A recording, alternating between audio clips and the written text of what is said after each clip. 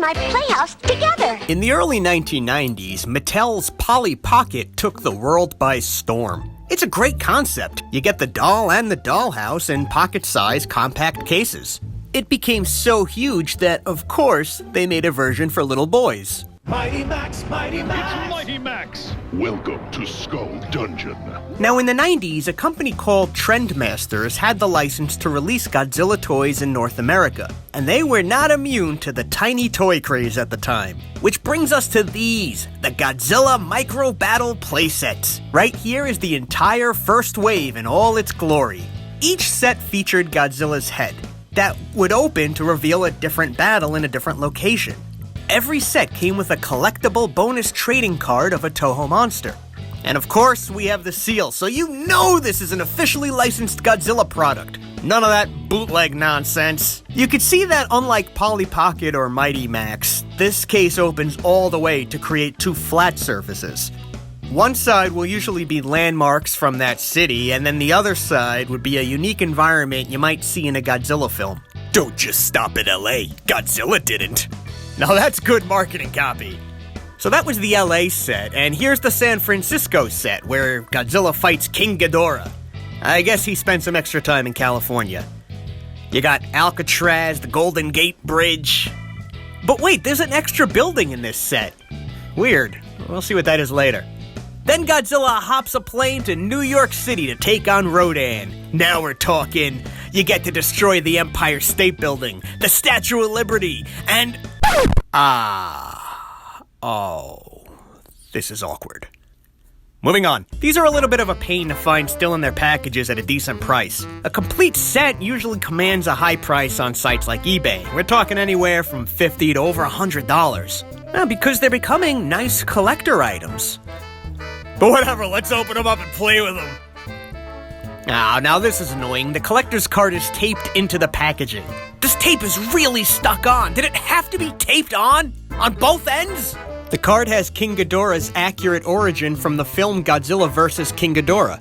But think about that for a moment. That movie didn't officially come out in North America until a little bit later. So imagine how insane the plot on this card sounds out of context. Time travel? Dorax? What? The head sculpt is nice. It won't fit in your pocket quite like the other micro toys, but I'm impressed with the amount of detail, and even the paint job is decent. Alas, poor Godzilla. I knew him, Horatio. You can see that, of course, there are a lot of tiny pieces. That's why it's hard to find these on eBay opened and complete without missing parts.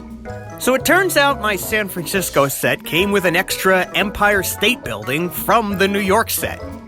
Wow, maybe I shouldn't have opened it. The little figures look good. They're simple enough, but that's fine. Good sculpts, simple paint jobs. And the Empire State Building is now in San Francisco. Yeah, it's my playtime. I do whatever I want. A rocket launcher 3 times bigger than Godzilla. I feel like this would destroy the whole planet. To launch a missile, you tap it on the back. And you have to hit it with just the right amount of force. Too little and it won't go anywhere. Too much and it's lost forever. Godzilla's checking out Alcatraz, but the whole prison turns and parts the sea like Moses, opening a trapdoor like a James Bond villain. Meanwhile, King Ghidorah attacks the bridge because he hates the opening to Full House. You can even see Godzilla's underwater lair by taking a look under the sea. No singing crabs, though. Oh, now here's the hard part, putting the pieces away for storage.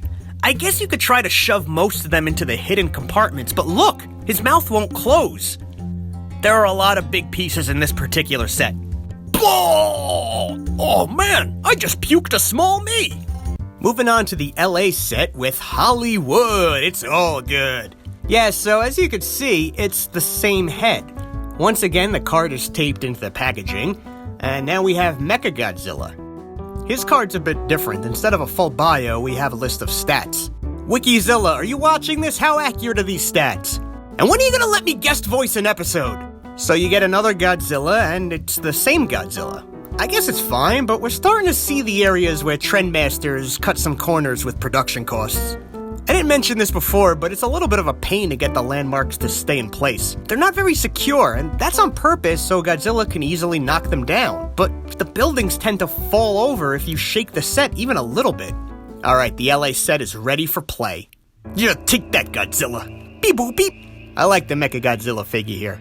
We've got a little cave space here, not so much a trapdoor as it is just storage.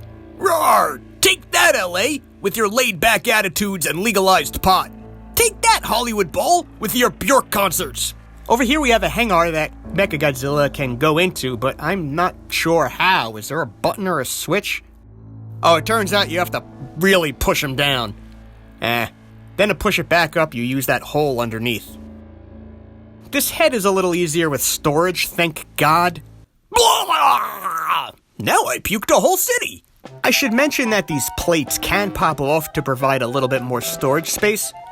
They just won't snap back on very securely when they're full. And that does not help with the San Francisco set very much. I mean, look at this. I'm afraid to open it. Everything's gonna spill out. Time for one last battle in New York City. Rodan looks deranged in this art. And of course we have our tape. His card bio is more general, not very specific to any particular movie.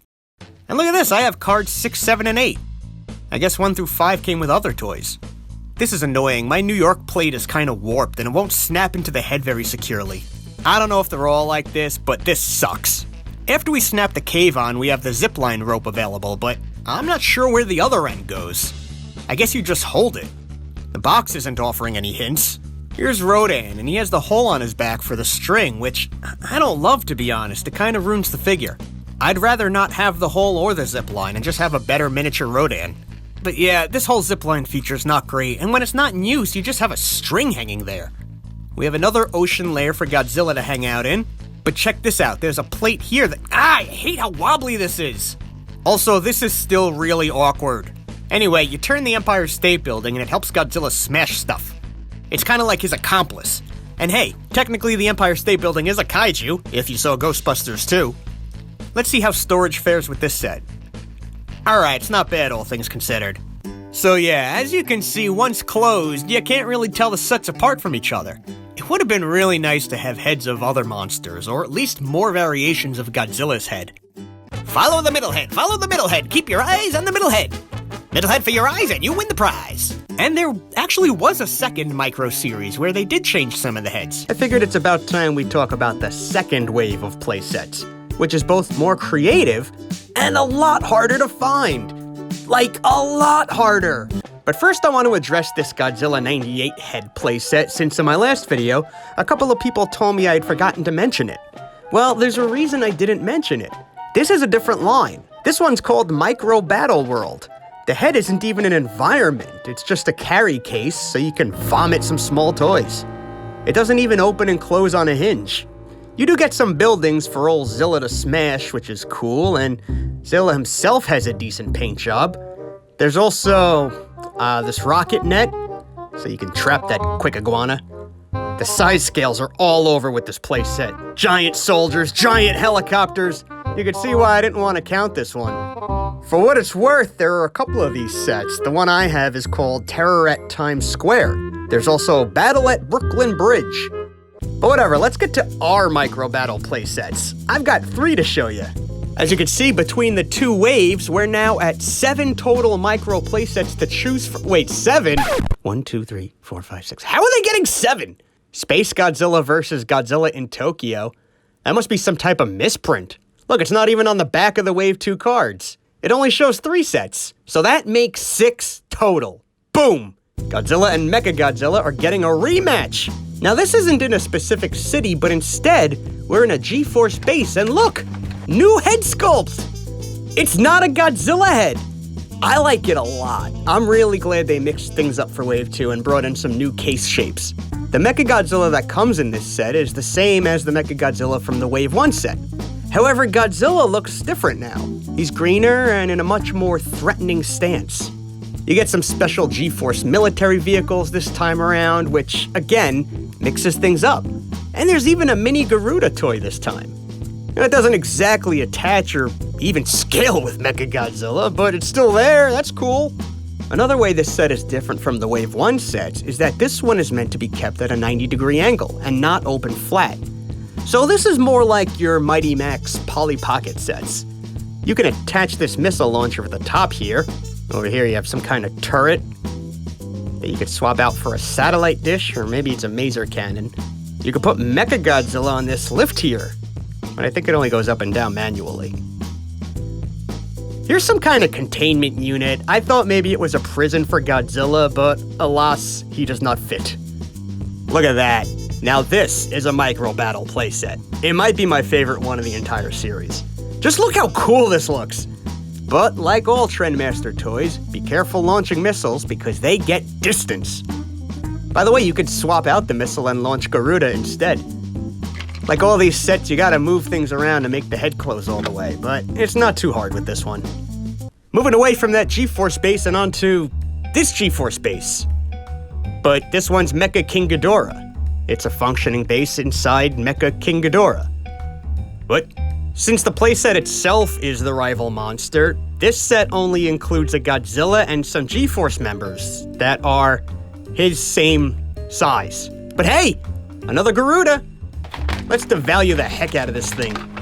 So, sure enough, the chest opens to reveal a G-Force station. There's a special spot for the... Get in there! A rocket launcher! Some kind of crane arm there. It doesn't do much. I'm not sure what I'm supposed to do with it, to be honest. Oh, this says I'm supposed to transport the Garuda and taser missiles to the launch pad with the transport crane. Alright, well, Garuda is ready for launch. Let's prepare the crane. Sir, the crane can't reach! We built it too short, sir! Okay, Red Soldier. We need to lengthen that crane before Godzilla... Ah, there he is! No! Mecha King Ghidorah is one of my favorite characters, but this set doesn't do much for me. The play environment is meh, there's no monster opponent for Godzilla, and just overall, this one looks kinda awkward to me. Also, this head has some green in it, possibly from sun damage. I'm pretty sure they're not all like that. You have 80% of a Mecha King Ghidorah. You're just missing his legs. Oh, and a wing now. The Washington, D.C. Biollante set is one of the most difficult sets to find. It's also the most similar to the sets from Wave 1, as it's back to a Godzilla head sculpt and a battle at a famous location. Like the New York set with the Twin Towers, this set has a Pentagon building, split in half. Because everything Trendmasters did predicted 9/11 somehow. Look at this, we got the Washington Monument, the Capitol building. This set is no joke. Well, let's rip right into this thing and play with the goodies. Oh, I can't do it! This set was way too hard to find to just open it up. But luckily we don't have to, as I happen to have a loose set as well. And I forgot to mention in the last video that the Godzilla heads have a variant repaint version that's black, which is considered supercharged. So this is my first supercharged Godzilla head in my micro battle collection. Oh wow, I just puked to government. On this side, we have another ocean for Godzilla, similar to a couple of the Series 1 sets. You remove the plate here to reveal some of Biollante's vines, but where is she? Well, that's when you push up from the bottom and she emerges through the Pentagon. Well, her lower half does. You can then take her upper half and stick it to the bottom. I think this is the only Trendmasters representation of Biollante to not have legs. That's interesting. There, now they're ready for battle. I really like this scaling. Biollante is bigger than Godzilla and very intimidating. On the other side, like I said, we have the Capitol building, the Washington Monument, the Federal Reserve building, which is supposed to pop back up when you hit this button, but mine's a little wonky. Here's a jet that's about the size of the White House. Grr, smash it! None of this is working out at all! Oh, these missiles can be flipped over to reveal the Lincoln Memorial, so that's a thing. This set is decent. Very straightforward like Wave 1. Also not at all easy to close like Wave 1. And that's it. We talked about all 6 Trendmasters Micro Battle playsets. We are finished. Good day. Hey, you're still here. Why are you still here? What? We're done. Cut to the end cards and patrons and all that. Well, it turns out we're not done, as there is indeed a 7th set. And it's even more rare than the Washington, D.C. set. It did seem to go to market, but only in small numbers in very random locations. It's a bit of a holy grail now for a lot of Godzilla collectors, and in the last year, I myself have had 3 close calls getting my hands on this for this video. 3 frustrating failures. Well, luckily the 4th time panned out. Here it is! Godzilla vs. Space Godzilla in Tokyo. I'd love to open this guy up and play with him, but this is a case where even I know it's better I don't. But I will tell you some cool stuff about it. Instead of Godzilla's head, this set closes to be Space Godzilla's head. Crystals play a huge part here, and there's a big one that Space Godzilla can go inside of. But when you close the head, that crystal becomes his head crystal, which is actually a really clever idea. It's strange that there's no Tokyo Tower or any temples or things very specific to Tokyo. Feels kind of like this could be any city. On the other side is the Pit of Doom, but really it's just a hole for the crystal to go through. But around the pit you can see the remains of Mecha King Ghidorah. I guess that base didn't work out very well. But how about this? This set gives you a Godzilla, a Space Godzilla, and a Mogira Land Falcon and Star Falcon. Nice little bonus there. Although the Land Falcon isn't removable, which is kind of stinky. Space Godzilla was the newest Toho baddie at the time of this release, and I've said it a million times, but I'll say it again. For Americans, these Trendmaster toys were their first exposure to Heisei-era creations, since the films wouldn't make it to the States for a few more years. Not a bad first impression for Space Godzilla. Now, I know what you're thinking. MIB, you've showed us all these Micro Battle playsets, but come on! I can't even put this in my pocket. Polly Pocket can go in my pocket, but these sets are too big! Well, if you need a Micro Battle that's even more micro, look no further than this watch by Nelsonic. Yes, you can strap on a watch that doubles as an even smaller Micro Battle playset. Nelsonic even used a shrunken version of the Trendmasters Godzilla head case, which opens to reveal Hollywood. This time the buildings are part of the background and you still get a little Godzilla. You can be in detention, teacher takes your phone away, but joke's on them. I'm gonna play with my Godzilla watch. And if that's not small enough for you, check out the Trendmasters Ultra Micro playset in my hand here. Do you see it? There's nothing there, you idiot. But believe it or not, we almost did see another wave of Trendmasters Micro Battle playsets. This 1997 issue of Tom Art's Action Figure Digest includes a spread of Trendmasters Gamera and Godzilla Doom Island toys. Most of the Doom Island line never wound up going to market, including some of the figures shown in this spread. But if you look in the back over here and squint your eyes real good, you can see packaging from Micro Battle headsets as part of the Doom Island line. Oh, and if this was part of Doom Island, there was a good chance those micro sets would have had dinosaurs. Growing Godzilla! This was released by Trendmasters in the mid-1990s as part of their Godzilla King of the Monsters toy line, which was their first Godzilla line, and we'll get to it. Growing Godzilla was a small Godzilla that you soak in water for a long time, and it becomes a bigger small Godzilla. You could take it out and dry him off, and he'll be small again. But will it still grow in 2020, 25 years later? Asked nobody, but let's do this anyway. Check it out, I have this 1995 Trendmasters dealer's catalog, and we have to skip all of these cool toy pages and head to impulse buys. Yeah, this is the stuff that nobody ever plans to buy. They just pick it up because you might as well, it's there, like chapstick and bubblegum. These look like Happy Meal toys. They'd actually be less disappointing if they were next to burgers. Look, they don't even give you the information on this page. I gotta turn to page 64 in the back. They refer to this as a growing pod. Soak Godzilla overnight, he grows up to 500%. 500%! Look out, sweater, here comes my nipples! Like the catalog said, there are 3 trays. The one I have is San Francisco. There's also a New York tray and a Tokyo tray.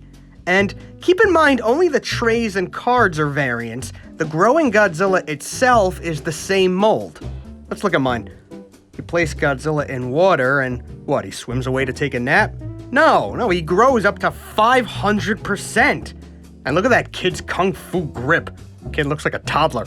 Wait a minute, what's this qualifier here? By weight? By weight. And it's a sticker. Huh.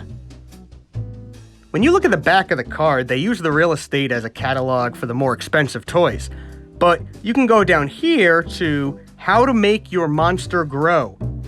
Anyway, look, this entire paragraph is a sticker. Now the sticker says you put him in some water, wait 24 hours, and he'll grow up to 3 times his original size. But what is the sticker covering? I have to know. that sticker is glued on tight. I had to pick at this thing for an hour just to reveal this much. But I've uncovered enough to see that, yeah, the original copy says it grows 5 times its original size, not 3 times. So my guess is they printed these claims that the Godzilla grows 500%, then a lawyer or a test group or someone came in late and said, actually, we're seeing smaller growth than that and we'll get sued. So as a quick and cost-effective option, they slapped a sticker on the back that says 300%, and then they slapped a sticker on the front that made the 500% claim a weight qualifier. That's probably more about that than you wanted me to explore, but god damn it, it fascinates me. But let's just do our own test. I expected the Godzilla to be soft and spongy, but it actually feels more like a small toy unto itself. Like you'd get this in one of those supermarket egg machines, like a charm. Alright, looks like this fella is about 2 1/4 inches in height, about 1 1/4 inches in width. By the way, the tray is thin sheet plastic. It doesn't feel like a commemorative metal sheet or anything. As a kid, I probably would have tossed this out. And now, he shall soak in the water. Not much else to say while we wait. Oh, but here's another angle I shot him at. And why waste good B-roll, you know? This is water. Look, not every Godzilla toy on this show is that exciting. It's an impulse buy for crying out loud.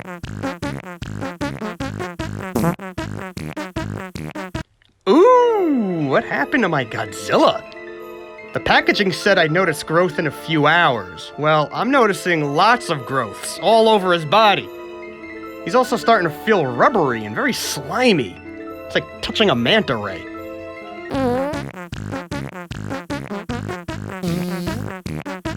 Let's see how he looks now. Oh no, he's crystals! He's crystals now!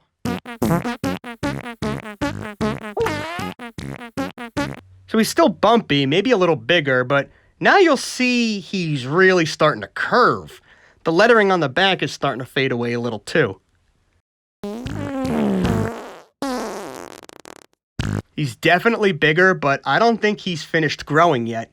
He's still very curved, and I have to imagine some of these bumps will smooth out. Definitely feel that weight increase, because this material is clearly just absorbing water to expand outward. But as is, roughly 24 hours later, we're at about 4 inches height and a little over 3 inches in width. That's definitely not 500% growth in 24 hours, but let's let this thing continue soaking.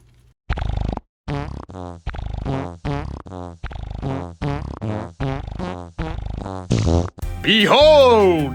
Now this is a Godzilla. You'll see he flattened and smoothed out much better. He looks good. I mean, he's still got that slimy texture. It's not really something you play with. More just as a novelty to look at and be like, ah, cool, a bigger Godzilla. But when all's said and done, now we're at about 4.5 inches in height, 3 3/4 wide. That is impressive growth, but if we're gonna go by height, it's short of 500% or even 300% of its original You know what, who cares? After all these decades, this little novelty still works. So I let this thing dry by itself, and in doing so, it took about a week for it to shrink back down to its package size. Here it is about 4 days in. You're just basically waiting for water to evaporate or seep out of him, I guess, but I would not recommend trying to speed the process by leaving him in the sunlight or blowing him with a hairdryer. I'm under the impression that kind of heat will dramatically shorten the lifespan of this piece. If you have this in your collection and you're keeping it mint on card, but you've been kind of curious if it still works, well, it does. And as for this little guy, I guess I'll just put this guy right here. I don't know. In the 1990s, Trendmasters Toys acquired the license to make and sell Godzilla toys here in America. At the time, it was their biggest license. The Godzilla King of the Monsters series gave us action figures of Godzilla, Rodan, Mechagodzilla, Mothra, King Ghidorah, Mecha King Ghidorah, and would also add characters like Gigan and Biollante. And if you wanted to buy these figures, oh my god, you had options! Buy them in 4-inch scale, 6-inch scale, 10-inch scale! Buy them with a button that makes them roar, or no button! Get them in singles or 2-packs! There are so many configurations and versions of these figures that you could fill a warehouse with them all and then dive into them like Uncle Scrooge. Even more interesting, these toys and their appearances and stories are based heavily on the Heisei-era films. But Americans wouldn't be able to watch the Heisei-era films until years later. So these origin stories have no context whatsoever. We have no idea who Mecha King Ghidorah was, or that he's supposed to be a good guy. Same with Mechagodzilla. I thought he's an alien bad guy, but now he's a government-created good mecha? What? At the time, I just figured these designs were just part of a 1990s-fication of the Godzilla monsters. I mean, all of this just fit the decade so perfectly. But today, what I want to focus on is a very specific part of this line. Godzilla Force, a team of 4 superhumans who defend the Earth from giant monsters. While the concept of G-Force has appeared in Godzilla films, this Godzilla Force was made up of 100% original characters making their first and only appearance ever. Why would Trendmasters try to add a team of superhumans in different color suits to the whole mix? I don't know for sure, but... Yeah, Mighty Morphin Power Rangers had just taken the country by storm in 1993. I have to believe that Godzilla Force, at least in some small way, was an attempt to capitalize on that craze. So, who are the Godzilla Force? What, you wanted character names? In classic Trendmasters fashion, they saved some costs by giving all 4 team members the same backing card. Which means the front of the card just says Godzilla Force. On the backs are the same 4 profiles. No pictures of the Godzilla Force toys, mind you, except for the Garuda warship here, which they made part of this narrative. So what do you say, guys? Do you want to meet the Godzilla Force? Well, too bad! First up is Squadron Leader Pete Richards. But you can call him Colonel Richards.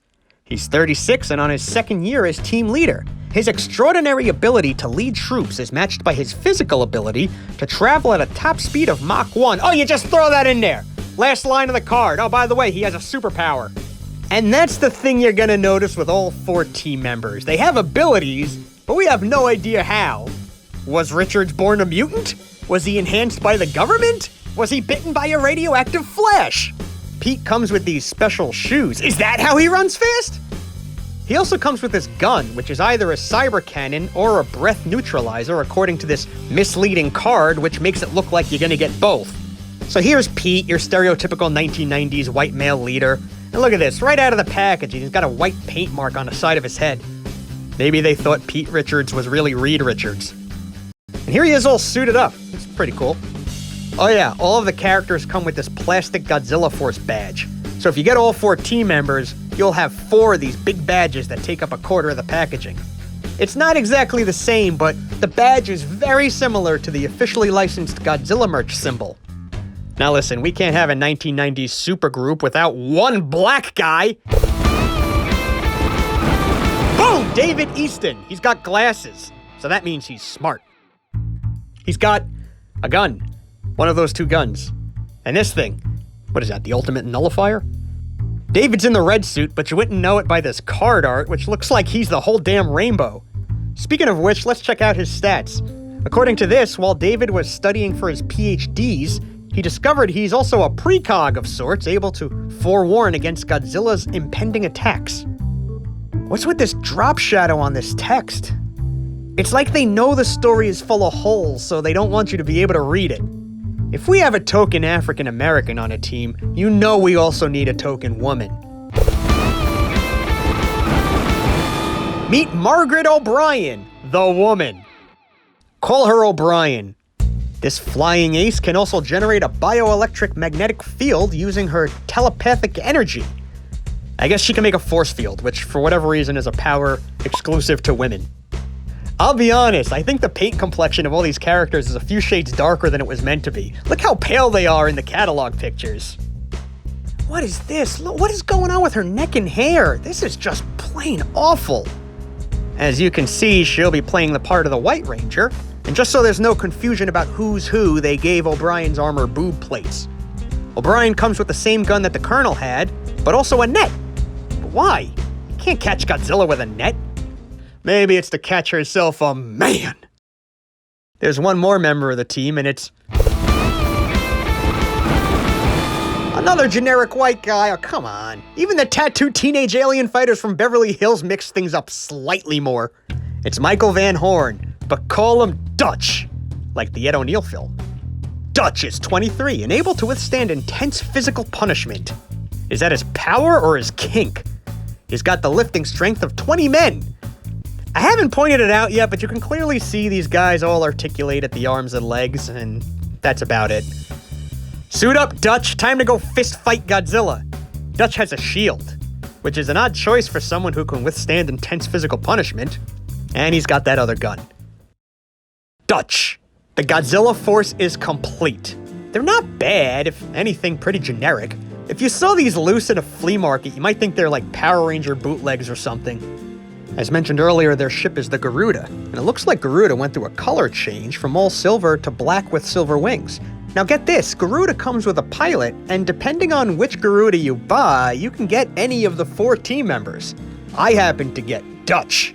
He can bend at the waist to go from standing to a sitting oops. It's a cozy fit in the cockpit of Garuda, which, by the way, has 2 launchers, a missile launcher, and a grappling hook thing.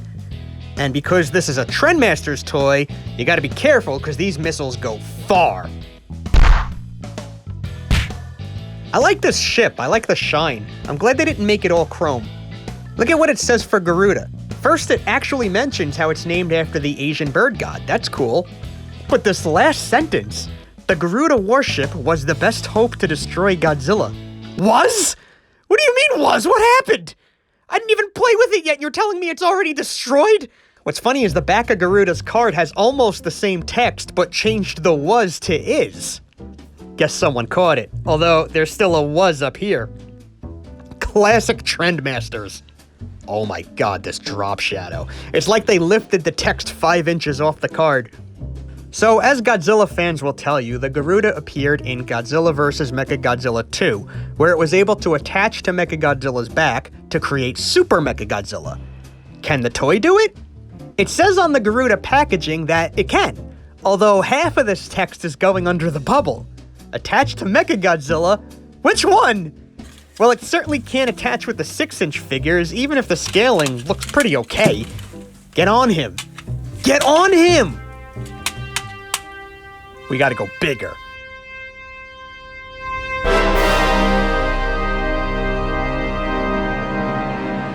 We need the Mechagodzilla giant action figure. He lights up. He roars. He sees your every move. Ah! Don't look at me! But there's nothing here about Garuda. Just this mysterious extra plate the figure comes with. Knockdown buildings included. What buildings? Do you mean the cardboard? Freaking Trendmasters. Even the back of the box offers no hint that this toy connects with Garuda. It doesn't even show Garuda. Don't you want to show the accessory you want people to buy that goes with this toy? As you can see on the back here, there's a compartment held by a tiny screw. You would be totally forgiven if you thought that this was for just the batteries and had no idea what to do with this extra piece. Because they don't tell you, you see. But not only does Garuda fit on this piece, it's a perfect fit. I hate tiny screws. I hate them, I hate them, I hate them so.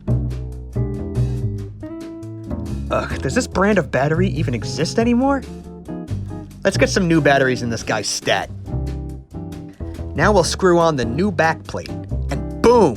Mechagodzilla's wearing Garuda like a backpack. It's really easy. You think it might be worth mentioning anywhere. The balance is now a little off, so I'll have to adjust his legs. Also, the Garuda cockpit swings open way too easily. It doesn't snap into place at all. That part's annoying. But otherwise, what we're looking at here is a Super Mechagodzilla toy that was available in America even when the movies weren't.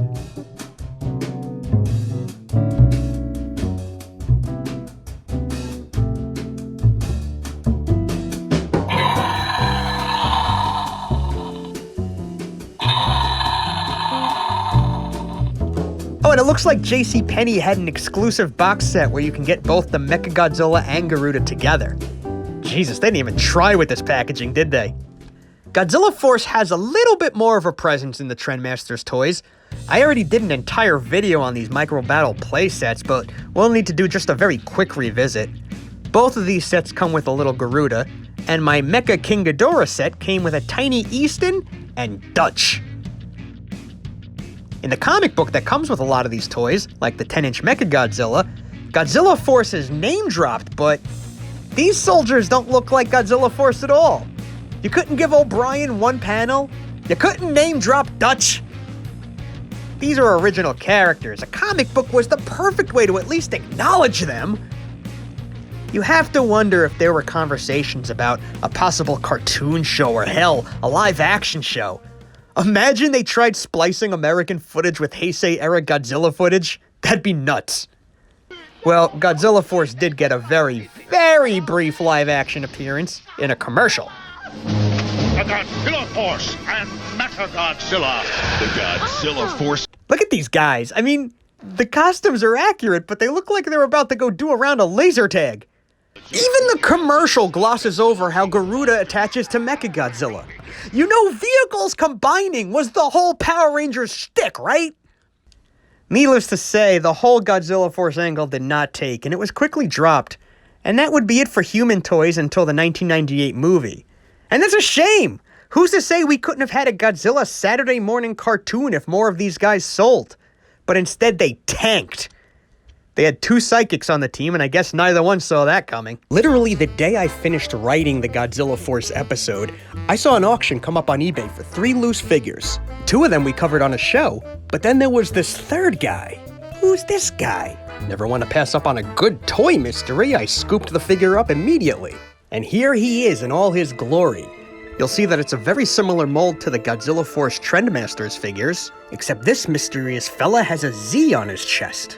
He's got a chrome body with black limbs, so he's sort of a reverse of the Colonel figure here. And his head sculpt is completely different from all of them. Now, all signs are pointing to this figure being a simple bootleg of the Godzilla Force figures. You'll see on the back he's got a screw, always a good sign of a bootleg, and he lacks the Toho trademark information that you'll find on the other figures' upper backs. Unlike the other guys, this guy's foot declares that he's made in China. He didn't come with any helmet or accessories. If I put one of my spare helmets on him, it rests on him fine, but it's not a snug fit. If I turn him upside down, this helmet will fall off. Here's everything I know about Trendmasters bootlegs. They do exist. There's this picture that's on the net with a Godzilla bootleg Trendmasters toy, but you'll notice that he's in a Godzilla Force card. There's also these 2 guys that look exactly like Godzilla Force figures, except you can tell from their packaging that they are indeed knockoffs. But what's this guy's story? What kind of packaging did he come in? Are there others? Maybe he came from one of those bootleg superhero packs that has Superman, Spider-Man, Shrek, and Lightning McQueen from Cars. I would guess he had a Godzilla Force card just like these other bootlegs. And the final clue that it's a bootleg came from the fact that when I contacted the seller and asked if he could remember where this toy came from, he mentioned that his father bought it at a flea market. I shared this figure in the Facebook group Trendmasters Prototype Toys, where all the experts on Trendmasters toys are. And nobody has ever seen this figure before.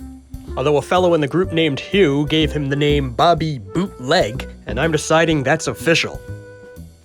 I can't find any pictures of this guy on the web anywhere. And it's entirely possible there are more of him floating out there, but without his packaging, there's no context to know what toy line he was supposed to go to. So if you've ever seen this figure before, I would love to know about that in the comments section. Can you confirm what packaging he came in? Does anybody recognize this head sculpt from another toy line? Is the Z supposed to stand for anything? Z-Force? I have a lot of cool Godzilla bootleg toys, and I do plan on doing a video on them soon. But I gotta say, this one fascinates me.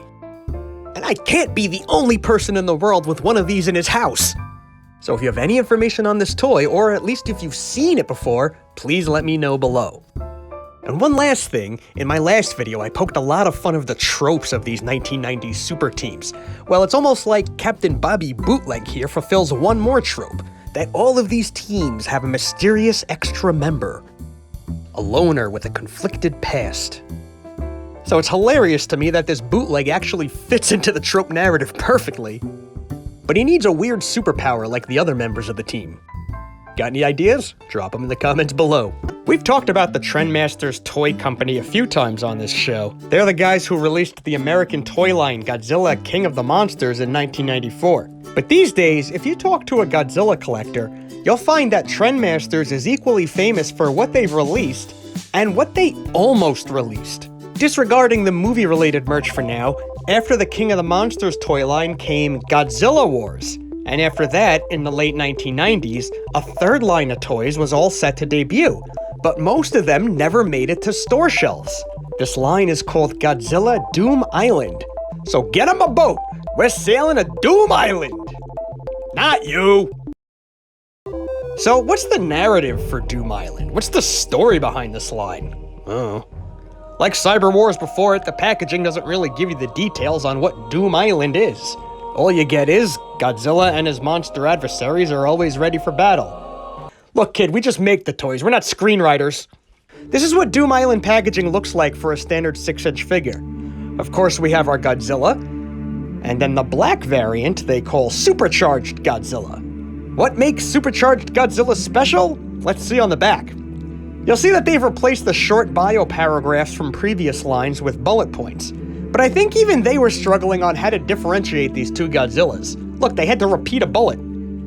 Anyway, Supercharged Godzilla is covered with supercharged energy particles, so there's your answer.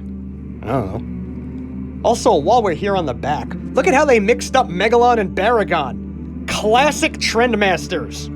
There's also this really menacing-looking Godzilla in a more striking pose, with a really long tail. And this was going to be a 4-inch toy here. I like this guy. Some old faces return for this line, but with some intense and awesome repaints.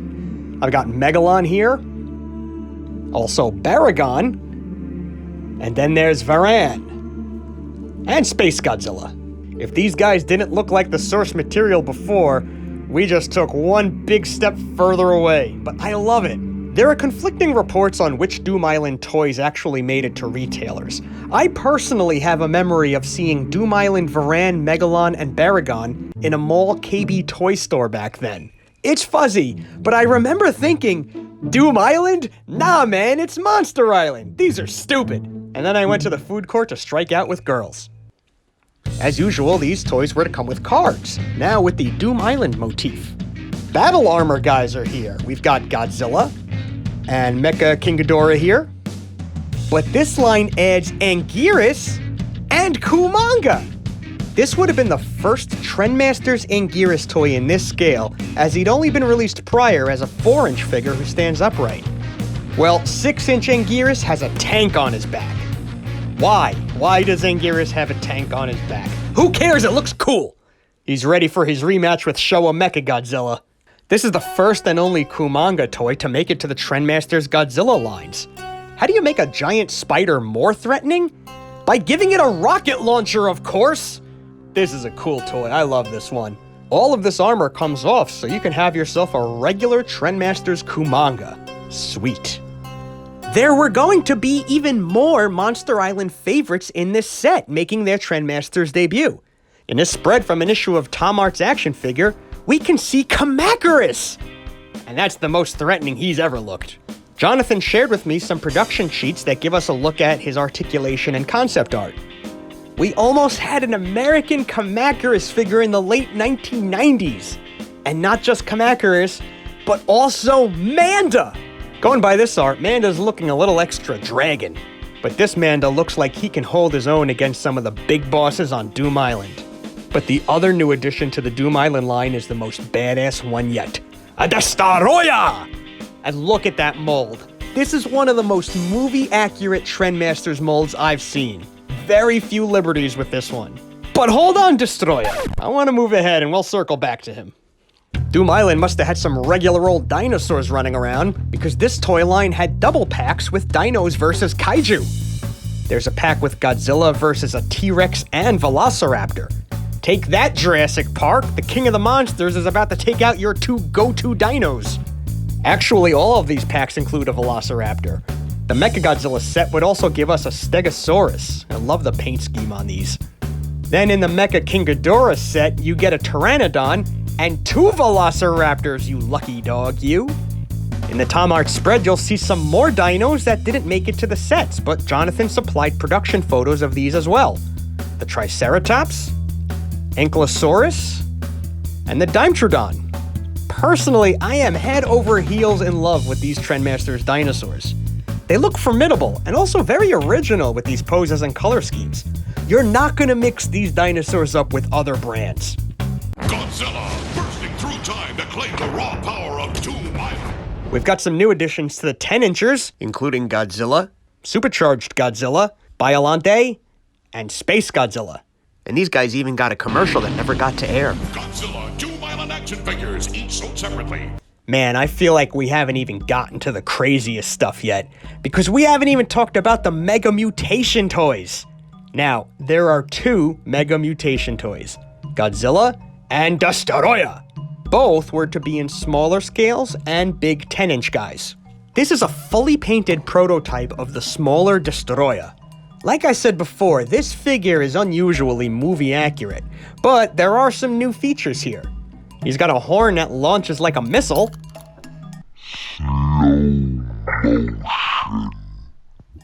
His thighs open to reveal some spikes.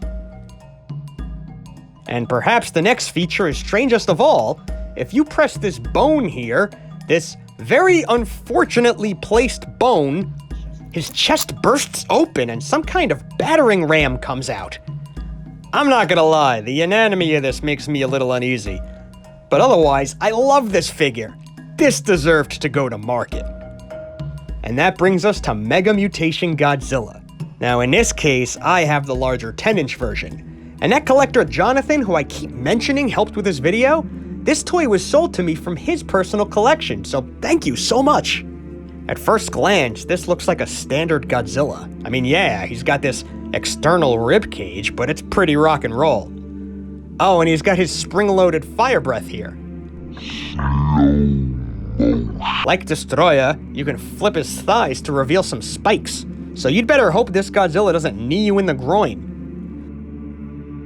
Also like Destoroyah, his chest opens and there's this weird bone inside. It launches out when you press his crotch. Where the heck are all those organs I see in all those anatomy pictures? But it gets even more bizarre, because in his shoulders, you can pull out these long switchblades. Yeah, Mega Mutation Godzilla is a concealed weapon that should have been banned from airplanes. What else was planned for Doom Island? There was an anniversary box, similar to other Trendmasters Godzilla lines.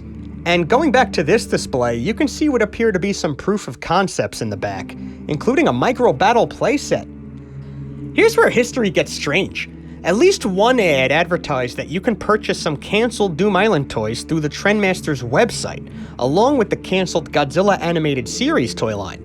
There's no confirmation that purchases were actually possible, but there is confirmation that a giveaway occurred for some Doom Island toys. Around 1997, Trendmasters had a drawing on their website via email or phone number for different tiers of Doom Island prizes. Some lucky people out there got these unreleased toys, including this Mega Mutation Godzilla, as prizes direct from Trendmasters.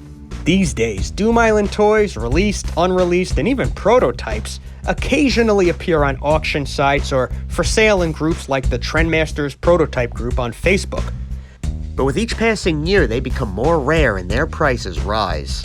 Not only that, but new pieces of the puzzle are still being discovered as of this video. For example, a physical prototype of this Kamacuras has yet to surface by any collector or investigator I know of, but it might still be out there.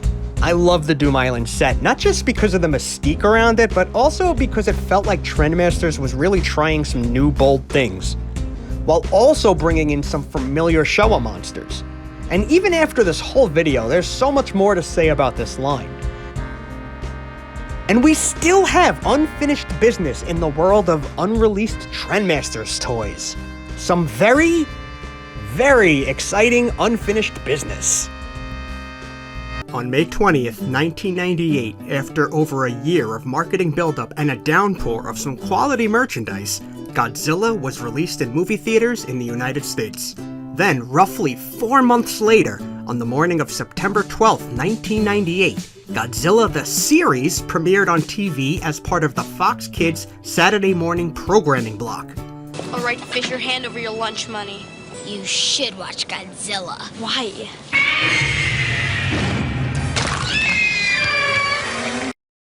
He just ate that little girl! The animated series was a direct continuation of the film, going as far as to start during the climax of the movie. It featured a mix of returning characters and new regulars, as well as the offspring of the first Godzilla. Godzilla. Godzilla the movie was a fan and critical disappointment, but it wasn't quite the box office flop people remember it as. In fact, by today's standards, the argument could be made that it was considered a hit. Still, it had not become the next record-breaking pop culture phenomenon the studio was banking on. So, how did that affect the cartoon show less than a half a year later? Not at all, actually. Godzilla the series did fairly well, apparently outperforming Power Rangers in Space in its key demographic. And it got 2 seasons, with a total of 40 episodes produced. Plus, Godzilla the series is a good show. It was well written, it has interesting plots, and it has an ongoing continuity. It has monster fights! Like, in every episode. Godzilla the series was better than the movie in every way, and yet, the merchandise downpour completely dried up. Seriously, why didn't this series get any toys? Other inferior shows in this time period had toys. Mystic Knights of Tig Notaro had toys. Avengers United They Forgot Iron Man only had 13 episodes and they had toys. Won't somebody tell me what happened? I know. I'm gonna go visit popular YouTuber and giver of context, Matt McMuscles. Let's go.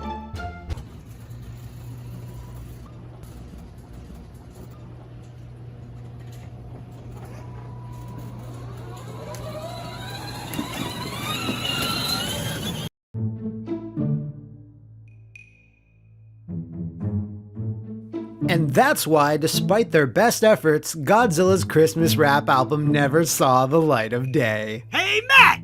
MIB? What are you doing here?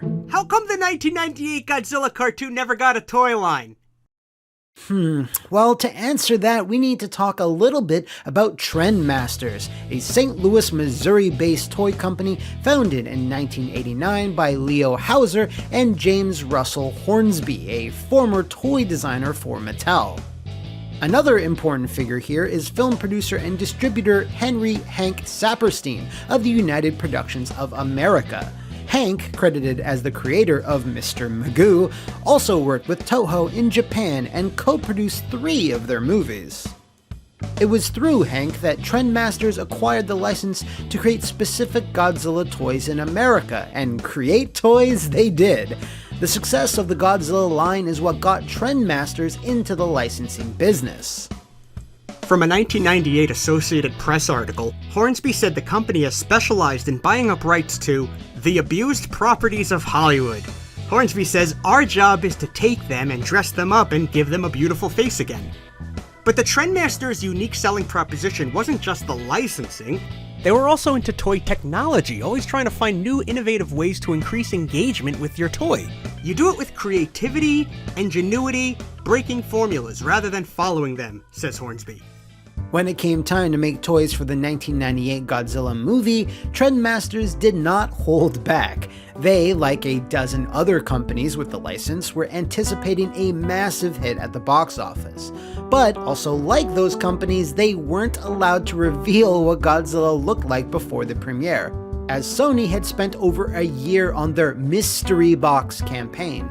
This led Trendmasters to release their products at 12:01 a.m. on May 20th, 1998, the same day the movie opened, with an event called Monster Midnight. This is an immediate disadvantage, as toy makers typically garner up to 25% of sales in the weeks before a movie's theatrical release.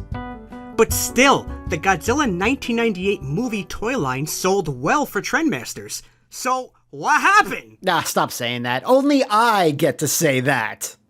Anyway, Trendmasters did not have the best relationship with TriStar, as Trendmasters believed that they had the exclusive rights to the Godzilla 1998 action figures. But when they saw Toy Biz figures on shelves next to their toys, even in similar packaging, Trendmasters wound up suing Columbia TriStar and its licensing division for breach of contract, and it was settled out of court. I actually had the pleasure of some email exchanges with Trendmasters CEO Russell Hornsby. When I asked him what killed the Godzilla toy line, his response was, "Movie was good, we did great, and sales were strong, but the move away from basic Godzilla was fatal." See, the issue was Walmart. According to Trendmasters product designer Jeff Bergeron, Walmart pretty much decided what made it to stores. And Hornsby confirmed, telling me that Walmart controlled them. And it was Walmart who chose not to move forward with more Godzilla toys, including a planned second wave of Godzilla 1998 figures, as well as planned figures for the animated series. And then what happened was, I guess, when things started to die down, all of the retailer shelves were just left with too much stock. So Trendmasters was already actively working on the animated line. And what happened was, since Walmart was Trendmasters' biggest retailer, they were the ones that called the shots of what went into production and what didn't. And they sadly said no to the animated line. But some figures and prototypes were already made, so like their Doom Island toys, the animated series toys were advertised to be free prizes in an online giveaway. But unlike the Doom Island toys, I can't confirm if an animated series toy was ever actually awarded to anybody. So why weren't there animated series toys? The shortest answer is because Walmart didn't want them. But, and this is very important, all of this did not ruin Trendmasters as a company. In fact, they were still doing extremely well all in all. The Trendmasters' death blow would come much later down the road as a result of, according to Hornsby, deals made in the past by a partner that wanted out. Trendmasters' assets were sold to Jakks Pacific around 2002 for $25 million. In 2002, Russell Hornsby launched a new company called Sepia LLC. In 2009, Sepia launched Zuzu Pets, which would become a massive success with 70 million sold worldwide that year. Zuzu Pets was named Toy of the Year 7 times in 5 countries and made Time Magazine's all-time greatest toy list. After a break, I'm going to show you some actual prototypes of the animated series toy line, but first, Matt, I would like to invite you to do our playtime trivia today. And here we go! Godzilla is not the only tokusatsu property associated with Trendmasters. Which of these intellectual properties did Trendmasters also plan a toy line that never happened? A. King Kong, B. Gamera, C. Tattooed Teenage Alien Fighters from Beverly Hills, or D. Ultraman? The answer after this quick break.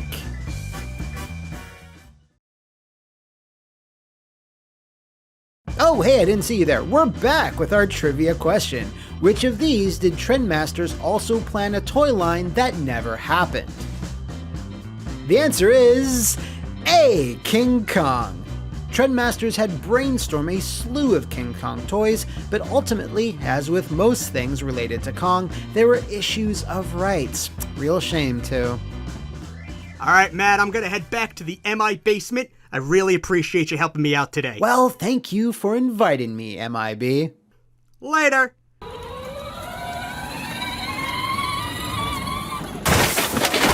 When we talked about the canceled Doom Island toy line in a previous video, I mentioned that a lot of the info, and even some of my collection, came from Jonathan Shyman, who runs the Trendmasters Prototypes group from Canada, now in its 6th year. Today I once again need to thank him for helping on this video and education, and in this case, every prototype I'm going to show you originally comes from his collection. When Trendmasters artists began designing Godzilla and the mutations for the animated series, they didn't have access to the series style guide yet. So with Godzilla, they started with the 1998 Godzilla and gave it some repaints based on what they knew. And with the mutations, they used their own creativity to come up with some unique designs. But before this got too far along, they were finally supplied a style guide for the animated series. And from there, the designs were pretty lockstep with what you saw on the show. In the 1999 Trendmasters dealer's catalog, there's a gorgeous spread of the Godzilla the Series figures. Starting with the human characters, we got Nick. And Nick got a brand new mold for this toy line. He's got a full transformation from the live-action Nick. Toon Nick seems a bit more intense, huh? Like, I have a handgun. Well, I have a quad-firing missile blaster! And there's Randy, a new character made up for the animated show. I like this Randy head sculpt a lot, more than the Nick actually. Here's my Heat team. And these are all unpainted test print prototypes made with plastic. And what's interesting here is, for whatever reason, this Nick toy has Randy's legs. I wonder how that happened. These guys come with big accessories, and they're a real balancing act to pose too. Of course the accessories come with missiles. It wouldn't be Trendmasters if it didn't launch a missile! From a 1999 product review book with some early sketches and ideas, we know that at least at some point, Monique was planned to get a figure as well. As of now, it is unconfirmed if a Monique ever made it to the prototype stages. And then also representing Heat would be Nigel! Man, I would have loved an official Nigel toy out there in the world. The Nigel toy's feature is that it could easily fall apart. That is genius! In the animated series, Nigel was a little robot, and a long-running gag was that Nigel would be destroyed in nearly every episode, sometimes completely needlessly. The Apache helicopter and the Hornet strike jet from the live-action movie lines get a makeover to become these Heat vehicles. I actually prefer the colors of this jet in the catalog to the Godzilla 1998 jet. I should mention that the jet is also used in the Independence Day toy line. Heat did have specific vehicles in the show, like the Heat Copter, and most notably their boat, the Heat Seeker. Again, we know that at some point in early stages, these two vehicles, along with two other vehicles, were on the table. Why it switched from this to repainting 1998 Godzilla toys is unknown, but I'd have to guess it has to do with saving some money. Let's get to the star of the show right now, Godzilla! And this mold would have come as a regular 6-inch and a Thunder Sonic Godzilla mode. I love these colors, and the overall presentation really differentiates it from any previous Godzilla line Trendmasters has done before. My Godzilla is the 6-inch figure with some crib notes written on it. That's cool.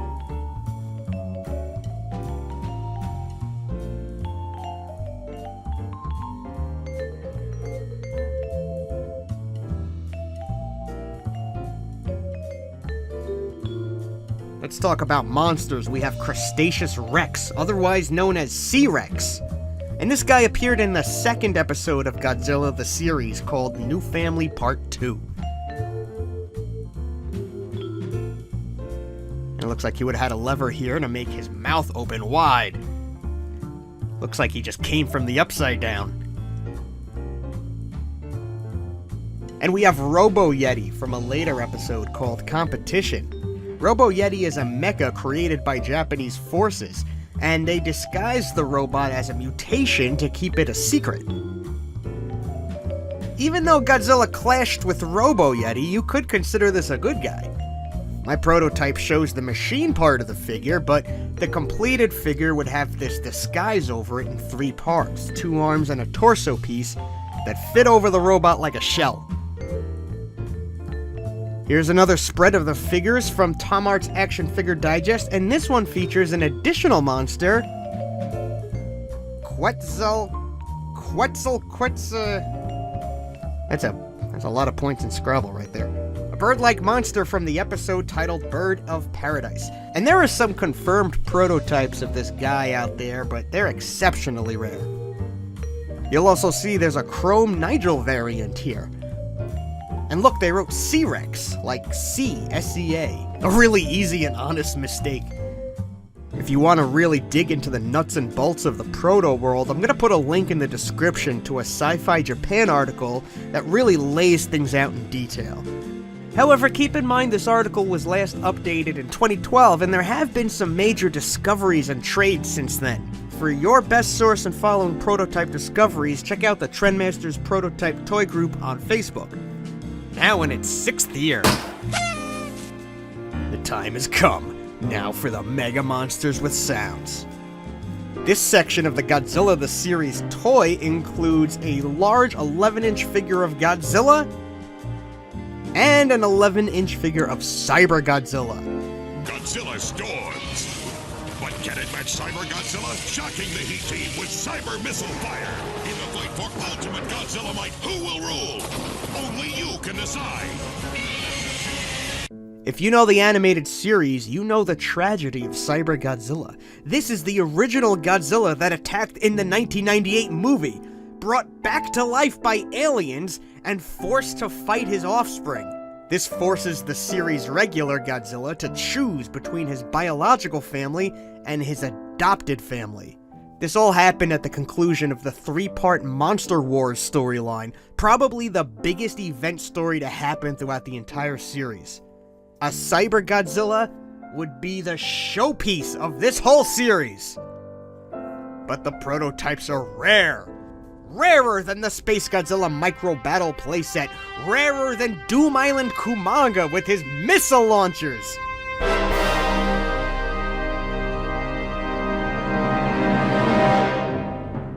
What a beautiful figure this is. How often do you see a figure in such a dynamic pose? I don't know if this was intentional or not, but this really captures the torment and conflict in Cyber Godzilla. It's an incredibly accurate figure. Does look here like he's flipping you off, though. Yeah, right back at you, buddy. And look, it's got some missile launchers. Classic Trendmasters. Here's a picture of Cyber Godzilla in his packaging. Man, did this deserve to be on store shelves. A while back, I did a couple of videos on the mid-1990s Trendmasters Micro Battle playsets, heads of Godzilla characters that opened to reveal a full miniature play environment. But around this time, Trendmasters also went big. The 1995 dealer's catalog presents a bigger playset called Godzilla Attacks New York. You get a posable Godzilla with a spring-loaded mouth. Fire thermonuclear blasts at the famous landmarks of the New York City target range. Yeah, it was kind of a target range game more than a playset, because you could launch these projectiles from Godzilla, and hitting one of the 5 targets would cause a spring-powered explosion. It was a cardboard diorama with the New York City skyline being wrecked. And is that the twin? Oh. This set came with 4 little army men, a tank, and of course the Godzilla. This particular set wound up becoming a JCPenney exclusive, sold in a box like this, with the name Godzilla Attacks New York Missile Blaster Set. And these pictures I've been showing you come from the collection of Keystone Kaiju, who was nice enough to send me these to show you guys. Thanks. Now other stores got this set, the Godzilla Attacks New York Giant Playset, with a base twice as long as the first set and an extra building. On its instructions, this is referred to as the Deluxe Missile Blaster Set, and it really is. It's a deluxe version of the first Target game I just showed you. Also, this dealer's catalog calls it Godzilla Destroys New York rather than Godzilla Attacks New York, because something is not truly a Godzilla collectible unless it has multiple names. It looks like Godzilla has human hands and he's playing with a Godzilla toy. It looks like Trendmasters Monster Island buddies. The back has the biographies of the Godzilla monsters and their toy counterparts during this run of the King of the Monsters toy line, when Biollante, Gigan, and Batra started to be included. I will always love these biographies. What a noble attempt to sum up entire Heisei-era Godzilla movies in one short paragraph. So you get the base with its 3 holes for the spring boxes. I like that the Godzilla logo is on the side of the base too. That's a nice touch.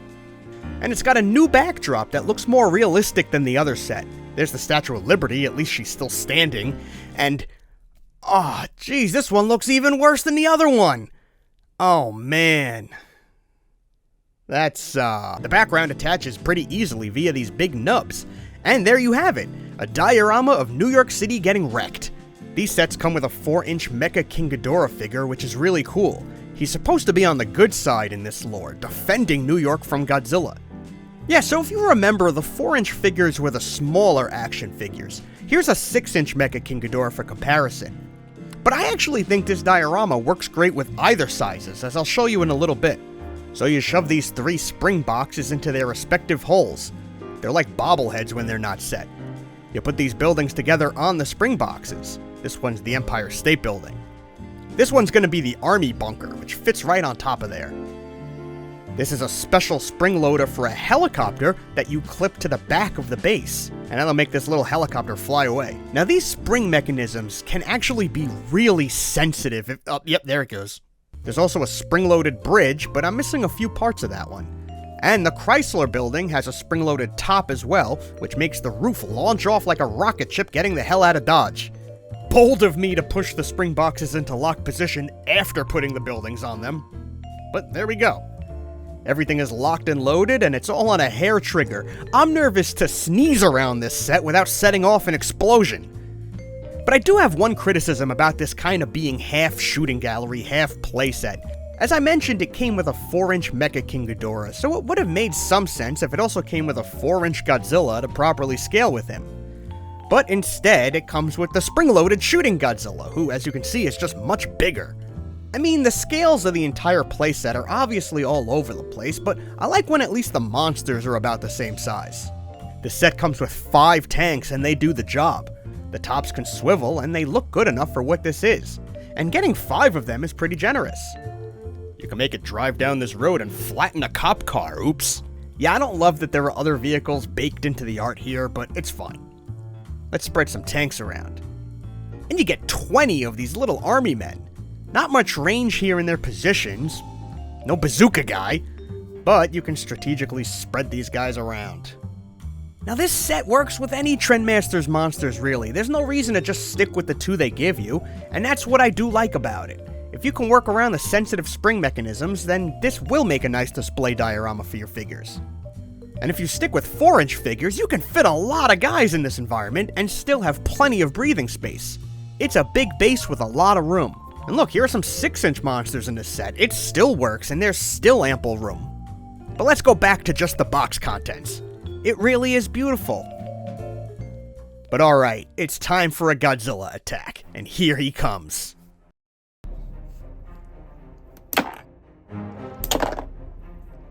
Damn, these missiles have force. Holy crap, that building got obliterated and took some soldiers with it. Boom, there goes the Army Bunker. Now for the Empire State Building. Did you see the way that building jumped in the air? This demands a replay.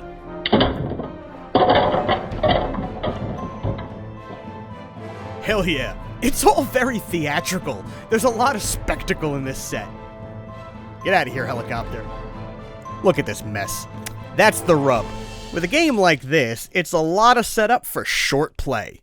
But the play is fun and satisfying, so let's set it up again and do it again. Boom! Hell yeah! Raw!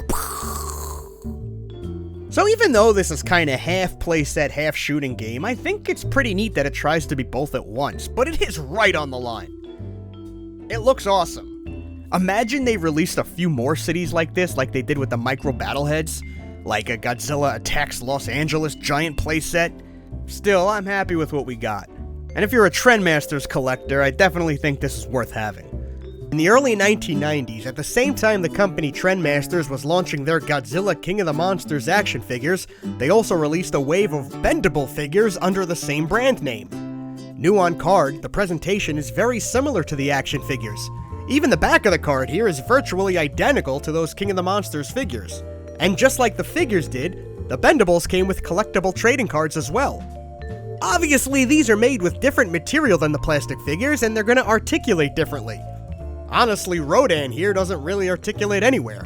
I mean, there's some flex in areas like his tail and his neck, but they're not gonna stay in different positions than the defaults. The only meaningful bending you could do here is the wings. Bendable Rodan is in the middle here with the 6-inch figure in the back and the 4-inch in the front. Some slight differences you could spot for yourself, but all in all, Bendable Rodan fits right in here. Bendy Rodan is the best one if you want to put Rodan in a flying position, I'll tell you what. I once saw a spider this big. Bendable Godzilla is going to give you lots more posing options. As you can see, his arms can go pretty much any direction, and his tail can lay flat on the ground, or give you this nice J shape. His legs are spread open a bit, giving him this overall, I'm coming in for an uncomfortable hug thing like my Uncle Tito at Christmas. Now, Godzilla actually came in some varieties. The first one is a dark green, but check out this more teal-looking version. It's the exact same figure across the board, just with a different color. It wasn't sold as any kind of variant that I'm aware of. I'm guessing this is just a different production run. But here's a Godzilla variant that is on purpose because this is the supercharged Godzilla. Usually whenever Trendmasters gives you an all-black Godzilla, they name it Supercharged Godzilla, and he's supposed to be more powerful than his green state. Ugh! Maybe Teal Godzilla is the weakest of the three. Meh. What the? Now here's a regular Mothra figure, which isn't that superb to begin with, and here's the bendable version. The biggest difference you'll see is how the legs are represented. Bendable Mothra barely has any. It's just kind of represented by some yellow paint. It looks pretty cheap to me. Her wings can go down and up, and that's about it. As you can imagine, the key advantage of these bendables is their durability. You can have these monsters really wrestle each other without worrying about the plastic cracking or a limb popping off. And there is something to be said for that, because sometimes you just want to play. Mechagodzilla looks good. He's got a nice shiny finish. Since his tail is shorter, you're not seeing much movement there. It's mostly in the arms and legs for him, in case you've always wanted to see Mechagodzilla do a jumping jack. Just for funsies, here he is next to a 6-inch Mechagodzilla figure.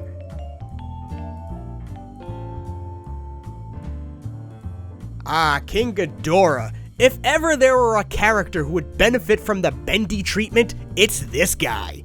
If you have the regular figure, you know it's not very poseable. Parts will just pop right off. Bendable Ghidorah is another story. You can bend his tails, his wings. You can even have each of his neck go in a wildly different direction. And just like Rodan, this is the version of Ghidorah you want if you want to see him in a good flying position. The only shame is how small he looks next to Godzilla. The scaling's a little off, but otherwise this figure is a win. Again, we are in a situation where there are two slightly different paint jobs out there. The glossy gold Ghidorah I just showed you, and then this here version, which is much more of a matte finish. Another difference on these two is how the copyright is represented on the wings. I prefer the glossy version, and I'm sure most folk will agree. The flat gold Godzilla looks older faster in my humble opinionation. And there's your original lineup of Godzilla King of the Monsters bendables. The next line of toys was Godzilla Wars, and this introduced 3 more bendables, and then that would be it for this series. Here's Mogira, who is perpetually facing downward like it's all sad for some reason. Tiny bendy action in a tail, but otherwise it's just the arms that are moving on this one. I cannot get that head to look up. This Mogira is depressed and doesn't want to talk about it. Quick comparison against the 6-inch figure here. Bendable Mogira also doesn't like to stand very well either. Maybe that's why she's so sad. Leave me alone. Me. Here's Space Godzilla, and he's got his legs wide open like he's working on his OnlyFans page, boy howdy. Don't get me wrong, his paint job is great, and I love this figure. And I will say that this is one of the more rarer bendables. But he's not very useful. All the major bendableness is in his tail here. His arms and legs aren't moving much. Hey, $5 unlocks my new tail kink video. Putting him next to the Space Godzilla figures really accentuates how spread open his thighs are. This image is hilarious to me, and I can't pinpoint why. Now here's a 6-inch Biollante figure, and here comes the much smaller bendable version. Bendylante has some flex in the tail, but the real action is in the vines. You can make them go any direction you want. It's really cool. I wish there was a bigger version of this with longer vines. And that was really it for Wave 2, just these 3 guys. Trendmasters then ceased making bendables, so no Megalon or Gigan or Baragon or whoever. But I'm really grateful for the ones we have because I actually do like these a lot. So in a moment I'm going to show you some more Trendmasters toys, but hey! We haven't done a Playtime Trivia in a while! So we all know Trendmasters put a lot of stuff out with Godzilla's face on it. Which one of these things did Trendmasters not release in the 1990s with the Godzilla license? A Godzilla bobblehead. B, a Godzilla coin bank. C, Godzilla wind-up walking toys. Or D, a Godzilla drinking straw. The answer in one moment. And we're back!